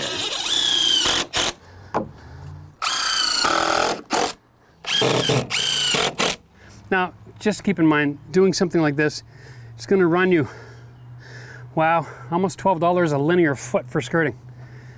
If you just go out and buy the deck boards, they come at 5/8. Okay, so the cedar fence boards are $6 a piece for a 6-footer, maybe even more. And one 6-foot board will do 3 feet twice, so that's like 1 linear foot. So it's $6 or $8 a linear foot anyway. So you might go, oh, that's expensive. But what's your option? The lattice is expensive. That is also going to be running you almost $10 a foot for cedar lattice. The point is this, when you build a deck and you put in a pressure treated structure, as soon as you decide to finish in cedar, you're not just buying the cedar fence, the decking boards. You're buying the posts, you're buying the trims, you're buying the skirts, you're buying the steps. All of those details is where the money is. And it shows. Remember, if you put cedar on instead of pressure treated, you increase the value of your house exponentially by doing the work yourself. And that's why we're here, to help you learn how to do this yourself so you can make it pretty and make some money. Now I know you might think this video is almost done, but oh my goodness, there's so much more to go. I'm going to show you 4 different ways to build stairs. Yeah, 4. And then we're going to show you how to do the railing system. We're also going to install a couple of pieces of Trex and show you the brand new hardware that works with the camo screw gun. It's going to change your world. If you're doing a simple flat surface deck and you're not doing all the accoutrement, then this might be a great way to go about it. You can put down a Trex deck on a ground surface deck, probably just in an afternoon without any real serious work. You'll pay more for material, but like I said, if you're just doing something simple, get good quality materials and make it look valuable. All right, so we'll do all of that, and then we're gonna answer some of the most popular questions that we've got in the deck videos over the last few years, because there's just so many questions and so many people with different understandings of how things work. I want to try to get all that information in this video. Don't you dare go anywhere. And if you learned anything so far, hit the like button. If you haven't, hit it anyway and help a brother out. We'll see you soon. All right, so we're just going to take a minute and we're going to show you a few of the options you have for hardware when you're doing your decking and the differences in it. Here's a traditional 3-inch decking screw. This is a 3-inch traditional deck screw. And this is the camo screw. And this is the one that's designed to go off the edges, okay?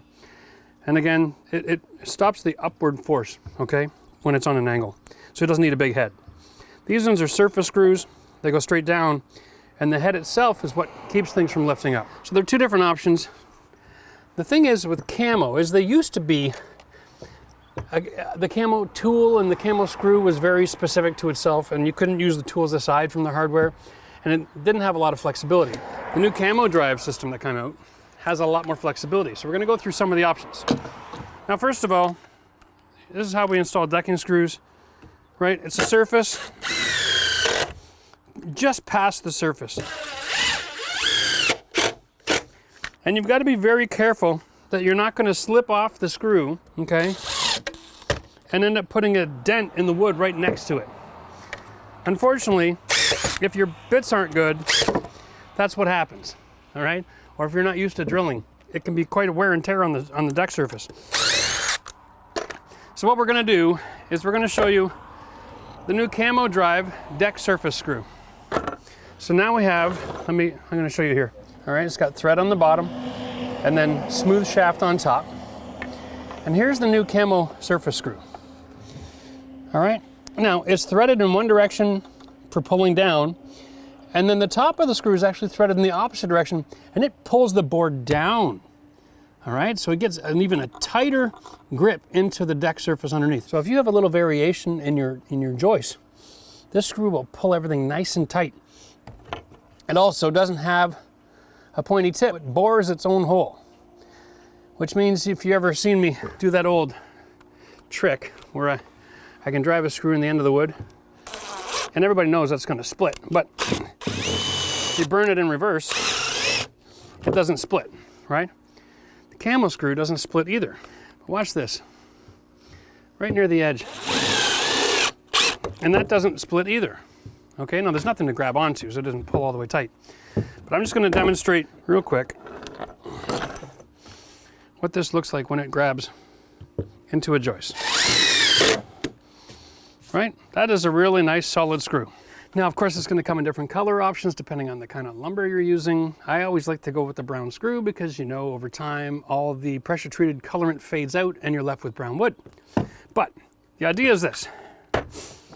Not only do they give you a surface screw, but now you have it in a screw drive system, which is brilliant, really.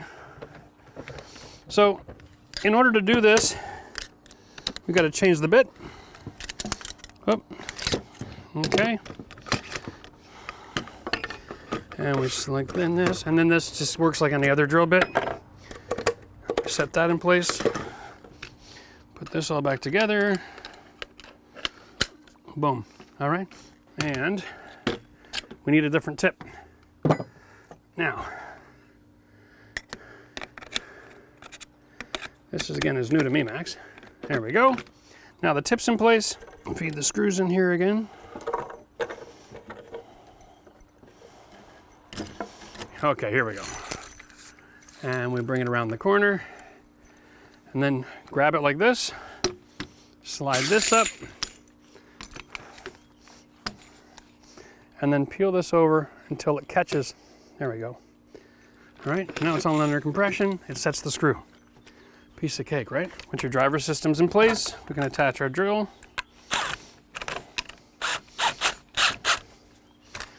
Now, I've got surface screws on a self-feeding system, and I can avoid crawling around doing my decks. So if you want to use a surface screw, you can.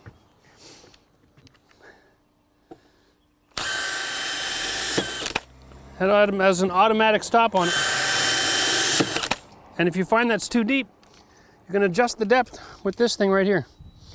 I'm finding it's too deep, so I'm gonna get dramatic and go like that, just so we can see the difference. All right, that didn't go in enough. Oh, wow, that was dramatic. Not quite. Not quite.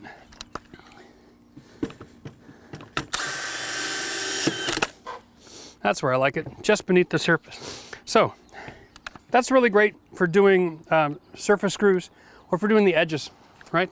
Because you can't just use a regular camel screw straight down on the edges. It'll peel off and warp. So you might want to grab some of these. That's awesome. Okay, next up, we're going to show you the system for installing Trex.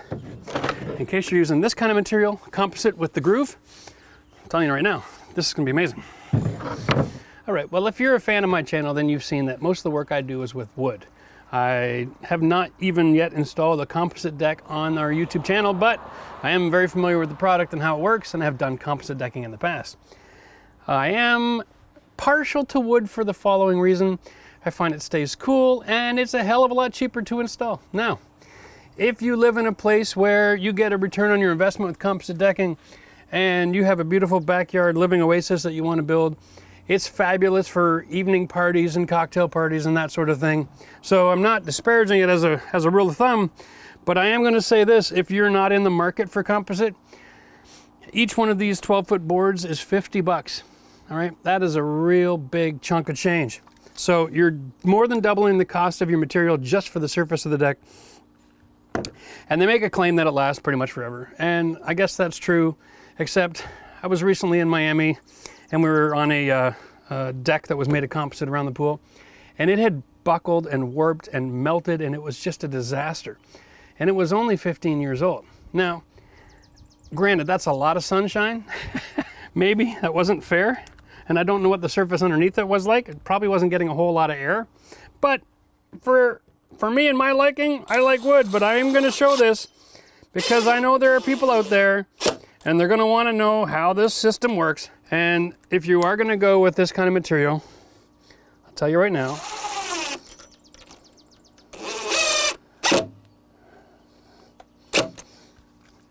it's fabulous to install. You're never going to have any surface screws if you plan in advance, okay? This kind of material is all about planning. Now, I should also mention for everybody out there, I don't know how to break into this box. There we go. I love it when they make me look stupid, eh? Someone help me with the child-proof lock, please. All right, here we go. It's a screw, people, not bullets, all right? Here we go, stainless steel. It's an option. And you know what? One thing about camo, every time they sell hardware, they always sell the bit that goes with it. You never have to ask yourself, ooh, do I have the right drill bits? Always with the hardware. No. Stainless steel screws are amazing when you're working with this kind of stuff if you're going to go surface screwing, because a little bit of steel showing on edges and that sort of thing when you're trimming up is always a lot better than trying to find something else to work, okay? Stainless just always looks good, and it never changes color and it won't rust. Now, let's take a look at this. I just installed 2 edge clips, and the idea is you slide your board into it.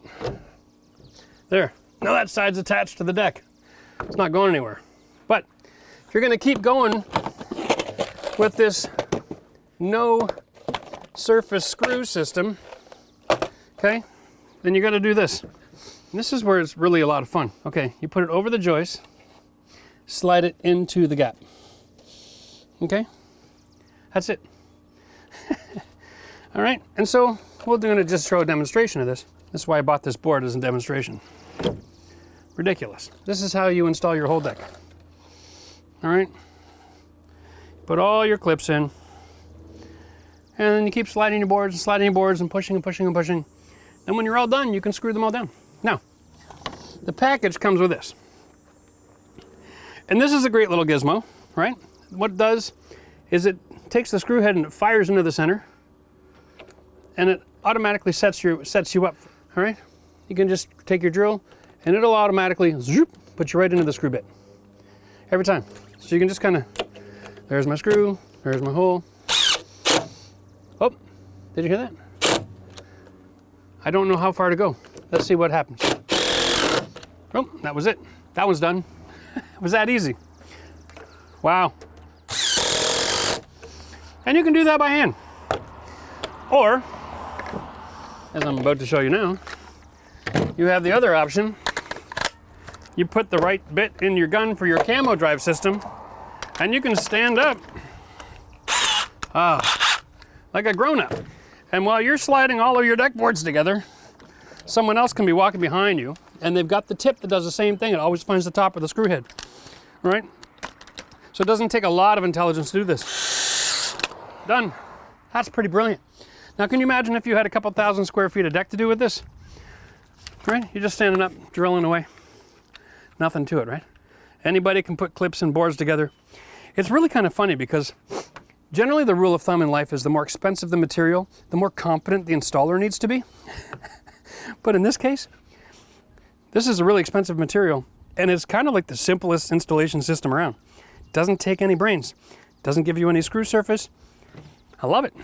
Way to go, Camo. That's a great tool. So here we go. We got something that can do all kinds of building material. Clips, edge, surface deck, traditional camo. I'm loving it. And this thing is durable. This is like, I don't know, steel, carbon fiber? I don't know what it is. Man, this is amazing. I'm loving this tool. Thanks, Camo, for sending this over for us to demonstrate.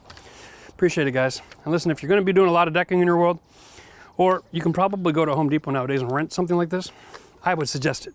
This is a great product, and it gives you a lot of versatility. So we are covering a ton of information in here about surfacing your deck.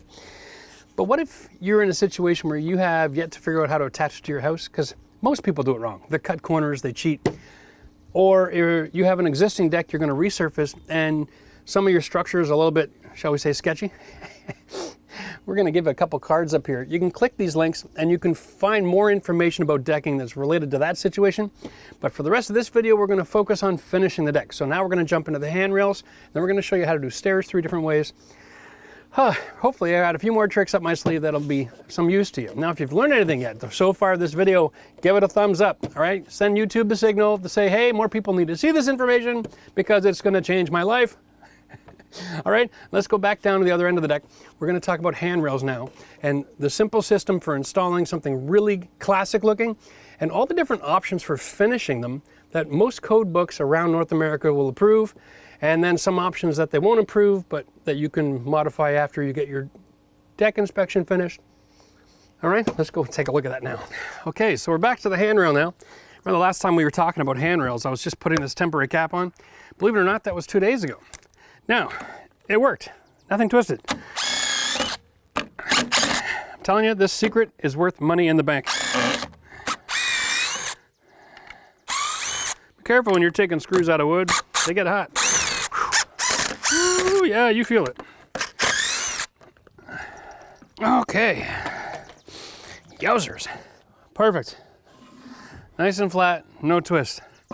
That makes the handrail installation go a lot smoother, let me tell you. Now, remember I told you if you do that, it'll keep them from twisting and moving. 50 1/8. 50 1/8. Perfect. Now the secret to keeping everything level and square is when you cut your top and bottom rail for your handrail section, measure from the bottom the actual gap, right?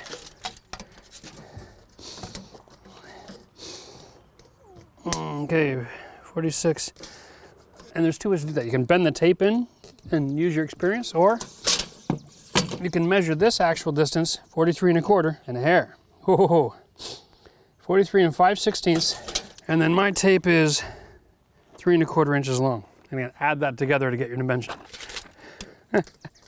I'm gonna go with 46 and just under 5/8.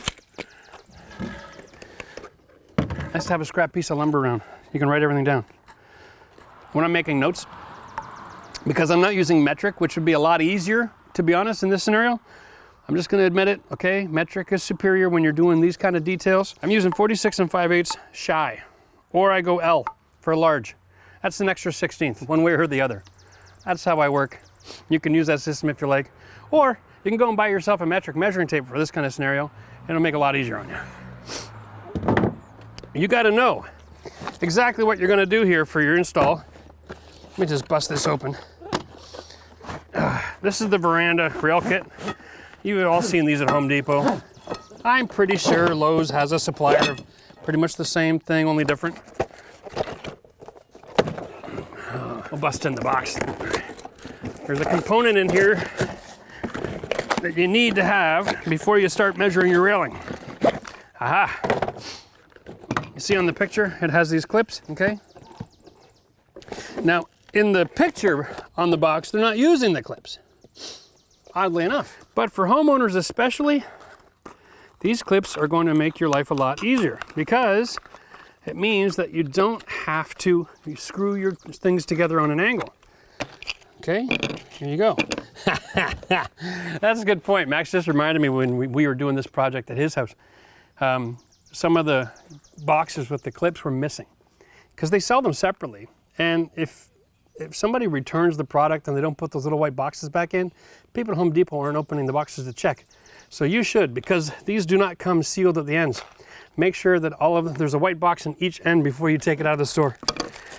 Okay, now you'll notice there's a difference, all right? There's a solid piece, and then there's this one here. And to be honest with you, I'm not sure why they've got different hardware, outside of the fact that I like to use these on the top and use these ones on the bottom.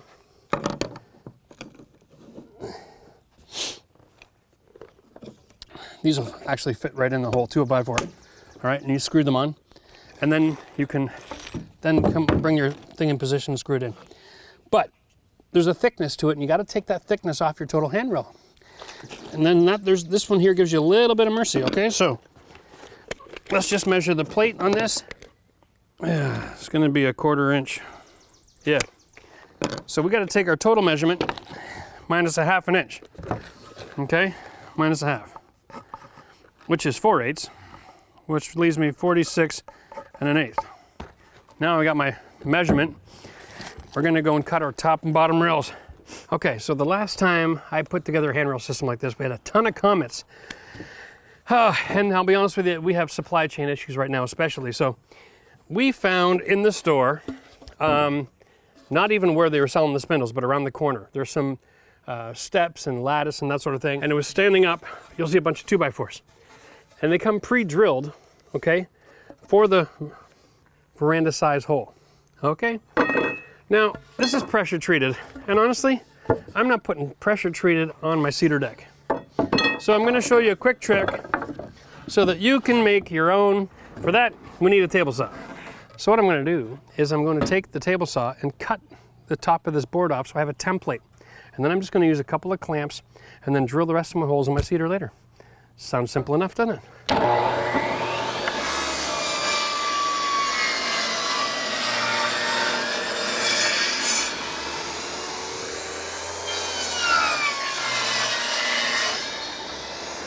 There we go. Now we got a template. So now we need 2 pieces of rail, top and bottom, both the same size. In this case, it's 46 1/8. All right, we're gonna draw that. And then I'm gonna also draw the center line on my cedar, which would be 23 1/2. Okay. Put a little cross there. Then we're gonna use this template to find out where my spindles end up, because there's 2 ways to do this. You can start with a spindle in dead center, or you can go the middle between the spindles goes in the center. And that all depends on how it ends up near the post. So let's take a look at the options here, shall we? So in this case, if I start in the center, I'm just gonna mark where my spindles would be. Okay. Oh, look at this. I would end up with a spindle right next to it on each end. And that will look stupid. Instead of the center with the hole, I'm gonna go center of the board. These are every 3 3/4. Center is 4 1/2. So I'll go 2 1/4. Okay, so here's my center line moving forward. All right, so I'm gonna line these 2 up. You'll see my spindle is a couple inches away from the edge. Now with this lined up, yeah, that's a nice hole. That'll look a lot better. What I'm gonna do is take my drill and a Forstner bit. Now a Forstner bit is a flat bottom bit, okay? Yes, it leaves a little bit of a dimple, but other than that, it bores a flat hole. For argument's sake, I think I need some painter's tape. I'm not painting today, but that's what I need, painter's tape, when I'm not painting. The holes that are coming from the factory are 3/4 inch. And we can go a little bit more, to be honest with you, but here's the problem we're gonna run into. If you have to make your own holes, that's the 3/4, the diameter of the pipe itself. Now this is a powder coated aluminum, so you're fine. But they put these little gaskets on here, these little caps. They fit in the original hole, all right? Pretty loosely, but they fit. And the idea here is to keep water out of the wood. To be honest with you, I don't care. A little bit of water in the wood is all it's gonna do is it's gonna swell up a little bit, hold the spindle even better, and then eventually it'll dry. And cedar is not gonna rot. So I don't need it because whatever diameter that is, they don't make a Forstner bit that size. That's proprietary to the company so that you have to buy their rails. See how loosey-goosey that is? But it's exactly the size of this bit. So I'm just gonna drill all my holes, center.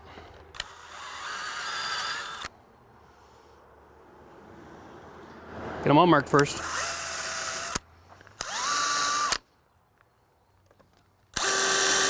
You know, and if you want to, yeah, you could probably go out and get some clamps. But honestly, there's enough inconsistencies in wood already. I don't think it's necessary to go through all that trouble. Okay. 1, 2, 3, 4, 5. 1, 2, 3, 4, 5. That's it. All right, so we'll save the template for the next piece.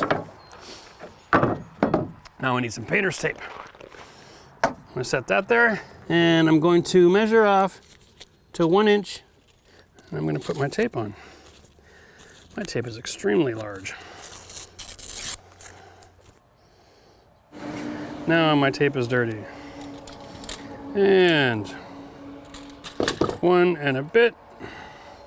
Good. That's my depth setter. So let's start drilling holes, shall we?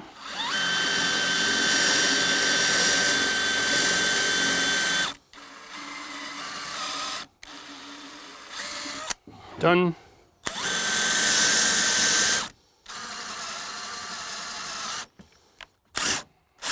You want to try not to drill too deep, because then when you put all your spindles in, they might fall out. So we want to keep it consistent.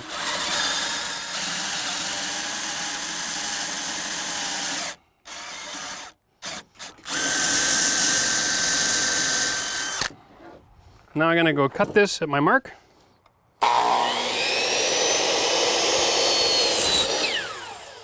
Grab my template. I still have my center mark on it. Line it up with the existing center mark, and then slide it over to the middle of the rail. And then same thing.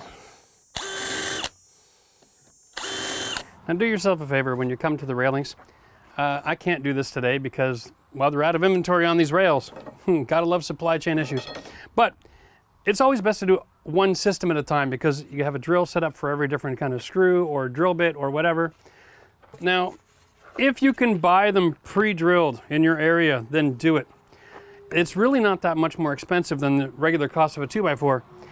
And that took me 15 minutes just to do top and bottom for one set. I got 1, 2, 3, 4, 5, 6, 7, 8. I got over 2 hours of drilling holes. It's gonna drive me crazy.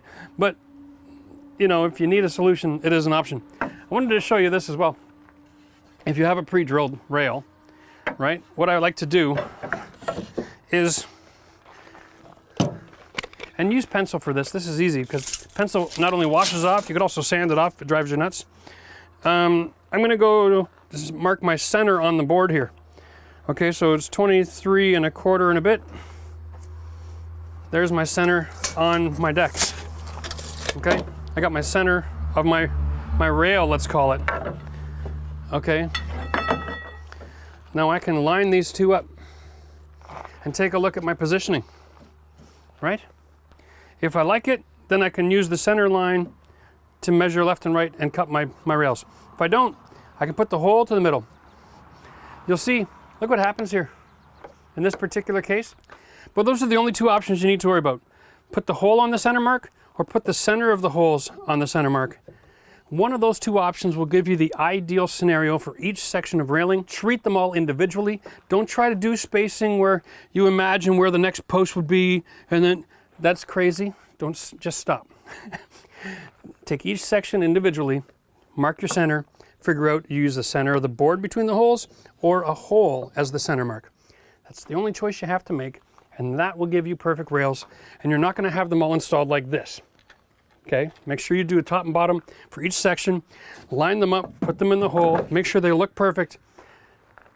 All right, and then what you can do is you can mark the top left, all right, bottom left, because if you got your center off just a little bit and one of these is flipped around and your holes don't line up perfect, okay, all of your spindles will be on an angle. All right, and the only reason that would be is because you didn't mark it. Mark it, and then they'll all go up nice and straight. That's about all you really got to learn. Except, now we got to stick these bad boys together. Got to get rid of all these caps. Perfect. 3/4 drill bit, 3/4 hole. Awesome. Max, it's a miracle. These are Robertson screws, not Phillips. Oh, God bless you. They changed. They used to be Phillips. Maybe all my complaining is helping out. I'm changing the world one screw at a time.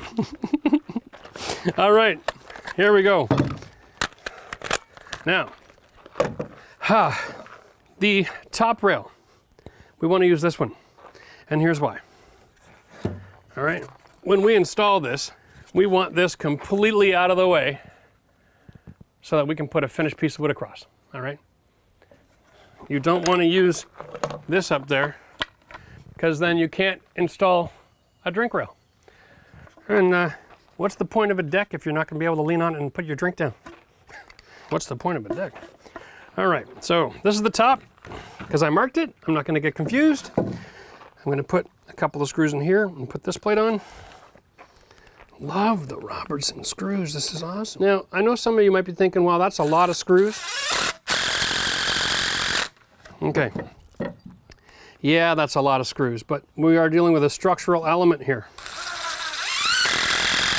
If you're putting up a rail, it's to keep, guys like me who've had one or two too many, got a little bit of weight on the front, falling off the deck. Can't just throw a couple of cheap deck screws in there in that situation, right? You got to use the right hardware. What you want to do when you're building something like this that has safety involved, think of the most careless, dumbest, drunk person you know, and build it for them. And then it'll be safe for everybody else. All right, that one's ready to roll. Right? Let's go see what kind of height we're dealing with here, Max. So this is the part of the project where you're going to be glad that I told you to make the post nice and tall, right? We want 45 inches above the deck. And here's why. Handrails installed in this measure generally are okay. They're acceptable. And you can pass your deck. You screw this bracket in and you're good. But if you want a really nice deck, you want to cover that piece of wood with this, make a T, and that makes the handrail even stronger. Because now the strength of this wood, which is screwed down from here, keeps it from bending, okay? And that makes it a lot stronger. And we just slide this up until it's flush with the top, all right? Bam, and that's where we want to install it, okay? Because the finish of our deck is going to be another one of the 5/4 boards that we used on the floor. And it is a little wider than the 2x4, okay? And it is wide enough that it's quite comfortable to put any kind of drink on there, even a great big fishbowl margarita. Now, you can overhang all of your deck posts like this, all right? That's an option. Look at this, right? Like you can have that beautiful overhang. You can screw all that together. That is a nice looking deck. Right, I'm only gonna get this perfect and then I'll say it's sexy. That's sexy, great finish. Next option, you put this here, but on the inside. Okay, now in this scenario, you have another option. And this is nice, it's easy to clean the snow. You can shovel it off from underneath. But another option that's just as pretty, that you might prefer, Set that down 1.5 inches off the bottom. Again, you can remove this when you're done installing. Okay. You put that in there. Now,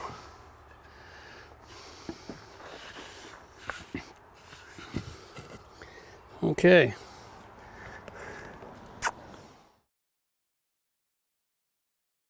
Now listen, I've got a demonstration here from a company called Atlanta Post Caps. They sent us all this stuff just to share with you guys. One of the reasons why you need a post cap is because the end of the wood grain is exposed, okay, to the UV, to the water. No matter what kind of sealant you put on an exposed cap, it's going to end up splitting and twisting and rotting. It's a disaster. So you always got to put a cap on it. Now these guys develop a cap. It's plastic. It sits over top. You screw it in place. All right. And then it's got a snap down lid. Brilliant, right? It's not going anywhere. High winds, it's UV protectant. It's designed for automotive and marine use, so they got a 10-year warranty for you.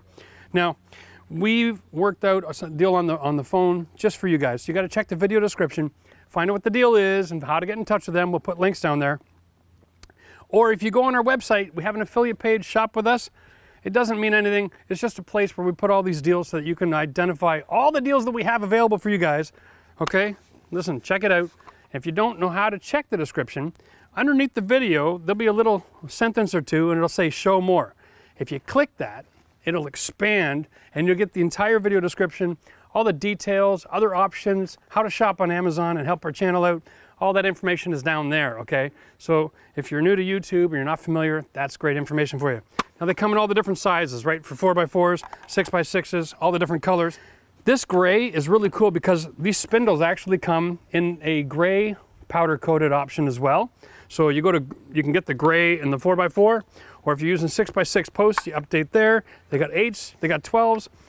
These are awesome. If you're using those a column and you've got your faux stone and you want to put a cap on it that's the same as all the other wood details, they got it all. All right, one-stop shopping. It's online, shipped anywhere in North America. There we go. So recap. 45 inches above the finished deck or 46 inches when you're installing it in the framing gives you room for your spindles, snow shoveling underneath, caps, okay? Or if you want, you can lift this up a little bit more. Holy crap. There we go. Okay, and you can finish this way too. Now, this is a great way to finish because it covers that cedar that I was talking about, the end grain, and it'll protect it from the weather. The only other thing you really want to think about is for outdoor lighting, right? You might want to do post caps with the solar lights in them. You might also want to get little lights that you can mount on the side to throw some light in the walking area. All these features are available. They even have LED light fixtures.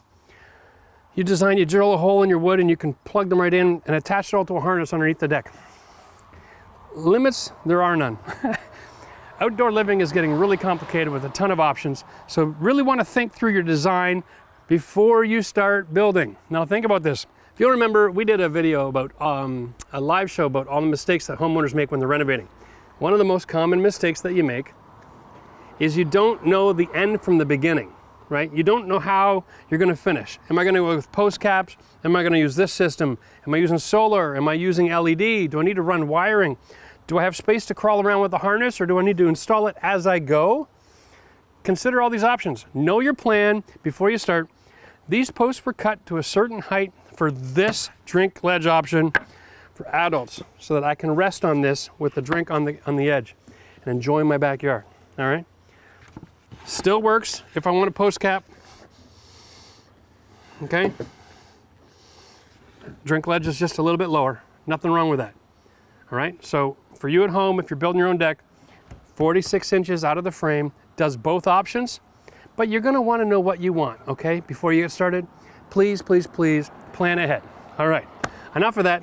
Now we're gonna finish installing this handrail. So a couple more details you're gonna wanna have in your pocket so that you don't run into trouble.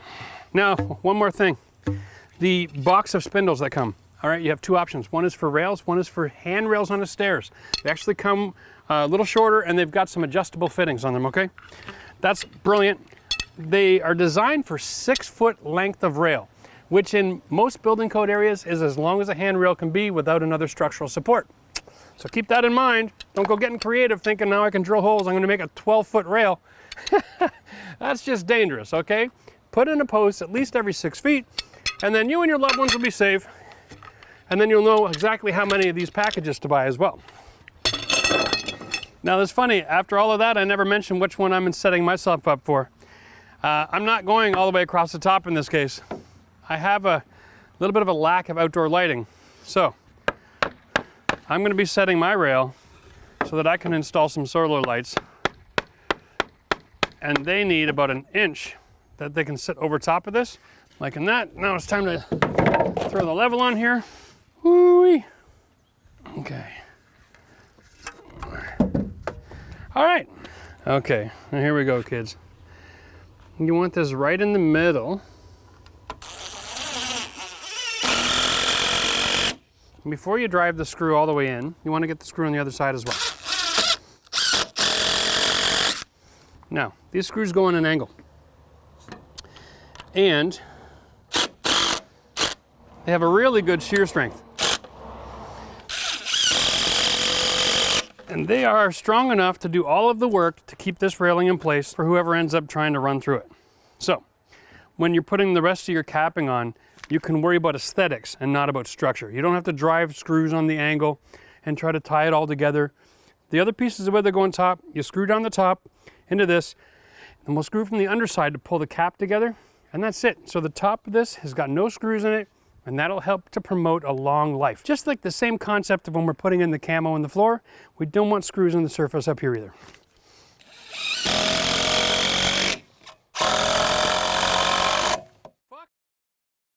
Now it's time to do the stairs. Now listen, we have a video from a few years back showing you how to cut your own stringers and all that math and all that jazz.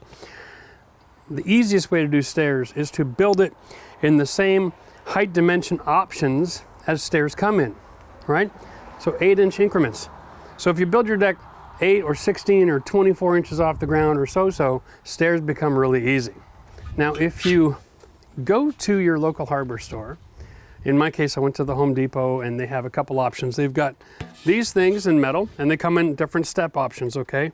They don't have a single, but they do have a double for going up 16 inches or 24 inches or so, and so right up to 5 or 6, I think. And if you want to go with this option, it's a nice, clean, simple way to do it. You just simply mount this to the deck and you screw in an angle underneath to grab all your boards, and what we're doing is just 2x6s. Nice and easy. It takes a lot of the math out of it, but like I said, that's only if you thought ahead and you built your deck the right height. Because you are trying to get every step to be the same rise. It's kind of a code thing. These come with an 8-inch finish rise. Now keep on saying that, and I should measure it. It's probably 7 1/4. It's 7 1/2. Same thing, only different, right? Okay, so then this one at the bottom is going to be 6, because the wood you're gonna put on here is 1 1/2 inches thick. Always go with the 2x material, which is actual dimension of 1 1/2, and then every step will be the same. Okay, the other option you have, well, I should just say, one of the benefits of this is because it's manufactured and welded, every single one of these is exactly straight, dead on, perfect as the next one, okay?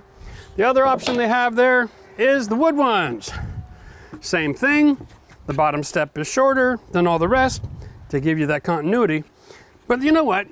This is for kind of close applications. Now, I'll just go like this, and I'll show you what I mean. Let's get the back the same height. Now you can see what I'm talking about with the kind of close. We have different dimensions. There's highs and lows, fronts and rears. It's a little bit screwed up actually. If I wanted to fix this to make perfect stairs, this is perfect, this is high, this is perfect, but it's not far enough. I'd have to be modifying every one of these steps all day long to get it perfect. It's really irritating. Now, where this can be beneficial is if you're adding stairs and you're on a hill, okay? Because you're gonna have a high and a low part, and that way you can actually modify the steps because they're made of wood. That's the only time I use these is when I'm on a hill. Other than that, stick with something simple like this because it's a lot quicker and it gets rid of all the wobble. 9 inches. It's gonna be 7 1/2. That's perfect. Oh my God, I'm good. All right. Okay, whew. Now, every one of these rises is 7.5, plus the material. So what I've got here is I've built this deck at the height where I've finished at 9 inches, okay? I mean, really close to it. Because after I put this material on, my last rise is gonna be 7.5. That is optimal. Always think the end from the beginning, and so you can make things like this work for you too, okay? Now, what we have is a design thing going on. We showed you how to build the skirt. One of the benefits of this is this skirt panel is installed center on my posts, okay? So I'm gonna put one of these stringers at this side, one in the middle, and one at the other side. And what I'm gonna use as a fastener, and here's a great sheet for you, these structural screws, okay? These ones here, they're the number 10s, okay?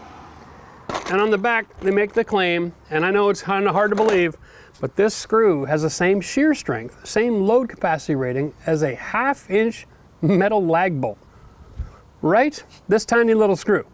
So for everybody who's out there, don't be screaming in the comments, oh, the shear strength on screws suck, because this is not the same deal. This is a structural screw, it's been tested and proven. Your inspector on building is gonna be able to look at that screw. Guess what structural screws all have in common? They have a number printed on the head. Your inspector can look at that number and know if your screw is rated for the job. That's one of the benefits. Also comes with a bit, but I don't really like that bit. It's a pain in the butt to work with. I bought my own, and I can screw these right in place. Now that would work, but I think it'd be ugly. So what I'm gonna do is grab my level, throw my magnet side down, okay?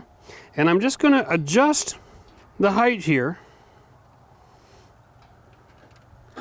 And I'm gonna do it this way. I want the bubble on the front to be making contact with this black line and have a little bit of gap. Here, I'm gonna get this perfect for your one shot. Ready? Right there. Right there, right there, right there. And what that means is it's like 1 degree. If your stairs are 1 degree towards the structure, you're gonna find that it's a lot easier for people to climb up because it's helping to make them fall forward a little bit. But when you're coming down, if your stairs are the other way, people, especially near the end of the party, are more likely to just fall right on their face. They start getting momentum leaning forward, and that's not a good time for that. So always have your stairs just a little bit of a hair towards the structure, and you'll avoid that problem. So, I get my height here again, make sure it's where I want it. It's a really good tip. I like that tip. Okay, and what I'm gonna do is I'm gonna cut it off so that it sits flush up underneath the wood on the inside in that corner, okay? And that will be really sexy.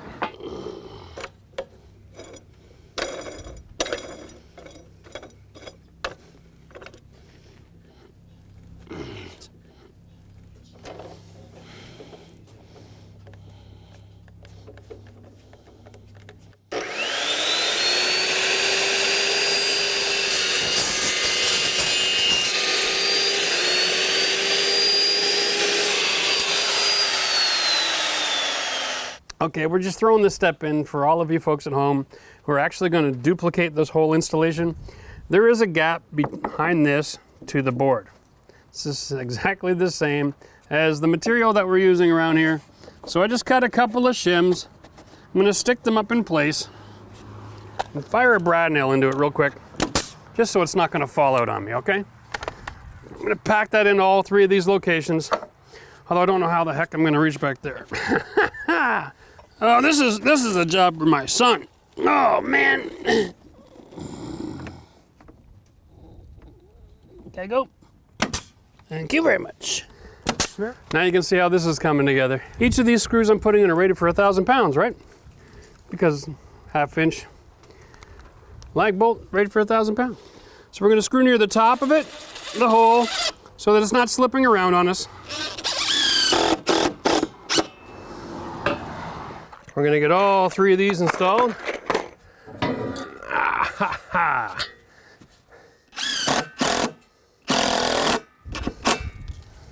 Oh yeah, and don't be too hard on yourself when you're doing this work. As long as your bubble is inside the 2 lines on your level, you're gonna be so close to perfect. We'll just have to call it good enough sometimes, because I'll tell you, you go ahead if you want to, be too hard on yourself, but before you do that, go around everywhere in the world where you find a set of stairs and throw a level everywhere. And then when you see that nothing is level, you won't be quite so hard on yourself. Because nothing in this world is level, especially the stairs. We use it as a guide, not as a rule, and not a way to inflict discipline on yourself. Okay, here we go.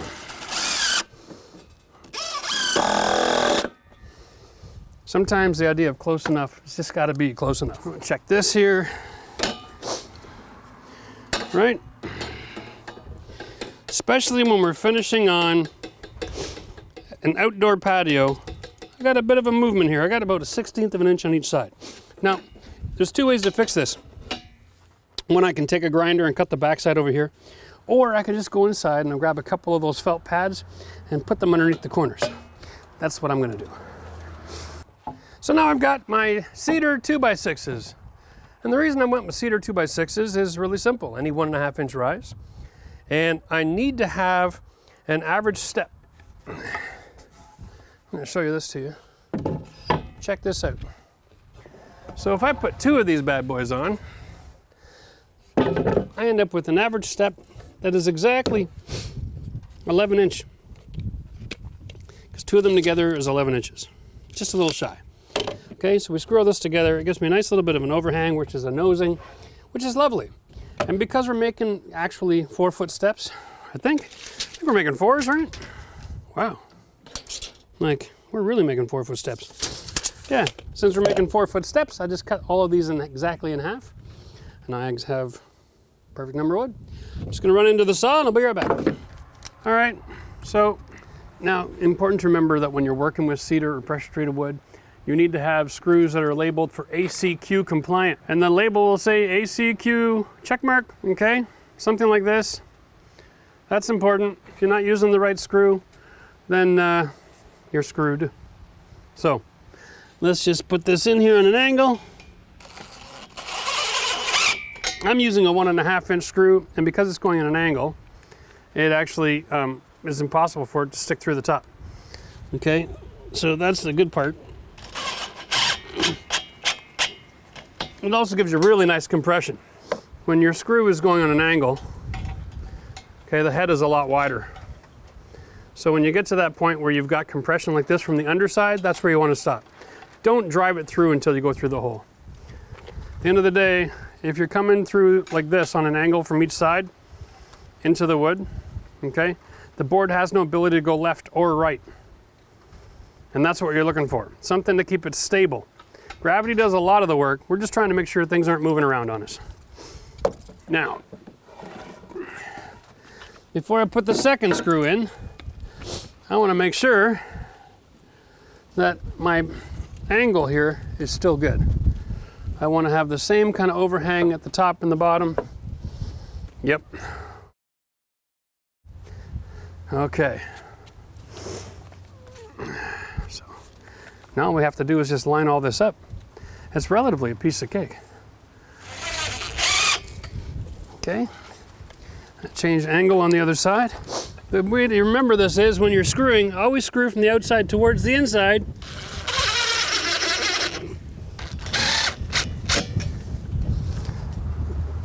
Right, nothing's moving around. Perfect. Now,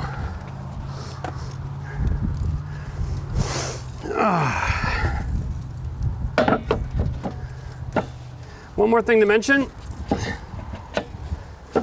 because we've got this warp,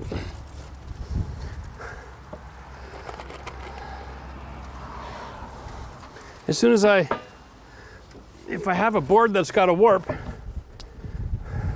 you don't want to fight with the warp. This board has a warp, okay? I don't want to lay it like this, okay? I want to just work with it. I'm not looking for a battle here, okay? The more you have to make the screws do all the work to tighten everything up and force everything into place, the harder it's going to get. One more thing to add here. Might even be a good piece of advice. Remember, you're going to want to have one of these stringers for every 24 inches. If you're using 2x lumber as your surface, you're fine with that. If if you want to modify this anyway, and you want to go with a 1-inch wood, then go every 16. Remember, stair treads and stringers should have the same rule as floor joists.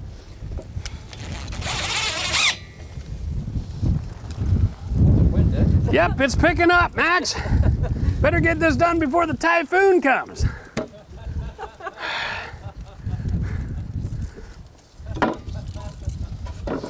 Like, holy crap, eh? Little secret to help keep everything nice and flush. Because when you're approaching a set of stairs, if you look at them and they're all wonky left and right, it looks like crap, right? Well, take a piece of wood and just line them all up before you get started. Okay, here we go. Now, if you put a level on this board to check to see if this board is plumb, then all of these stairs will be straight and in line. And that'll get it close enough. You're not going to see it from my house. So right about now, a bunch of you are asking yourself, how's he going to screw that down when he's so close to the ground? That's easy. Now that I got the first 2 steps on, everything is square and it's stable, it's not moving. I can disengage from the top and flip it over.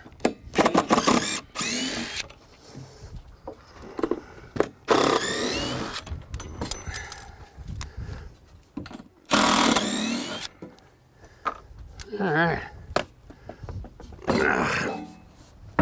Piece of cake. Well, once we get this last string, this first board of this step done, and we're the same thing. We're just cheating. We're just going to use this as our end stop. Put that on the bit. Hold that nice and tight.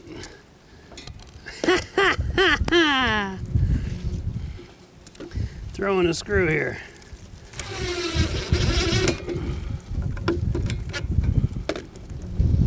Okay, nice bit of windy today, huh? Makes you feel alive, doesn't it?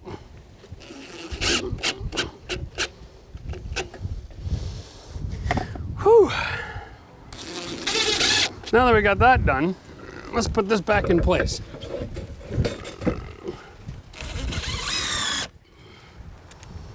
There's that hole, there it is.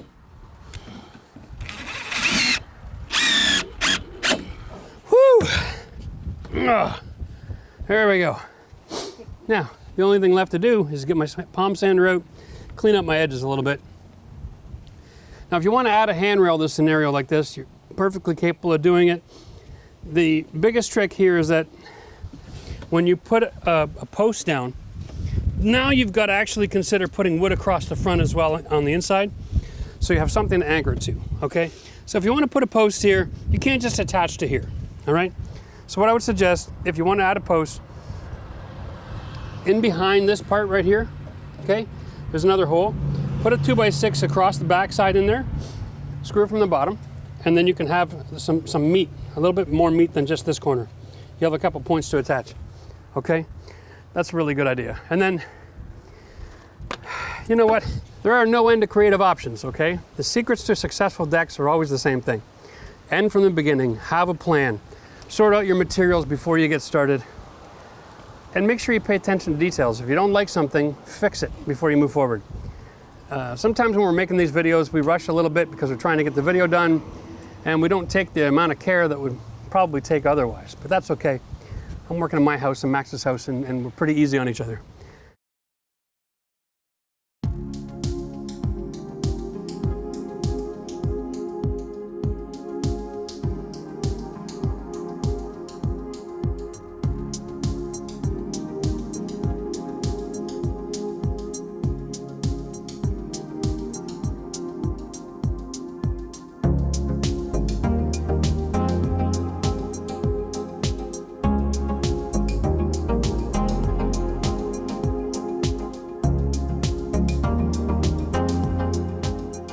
Well, hopefully you learned something today and it was helpful, because that's our goal here on Home RenoVision DIY, just to help you guys be better at what you do when it comes to renovating your home. Remember, outdoor projects have great return on investment. So if you do it yourself, you make a ton of money, all right? Give this video a thumbs up if you appreciate the information. Don't forget to subscribe to the channel. You can see all the rest of the outdoor project that we're doing here, because on this channel, we're covering an 1880 farmhouse rebuild. click the link right over here, and we got a playlist set up for you. You can join us from the beginning of this adventure. 1,000 square feet outdoor living space. It's gonna be awesome.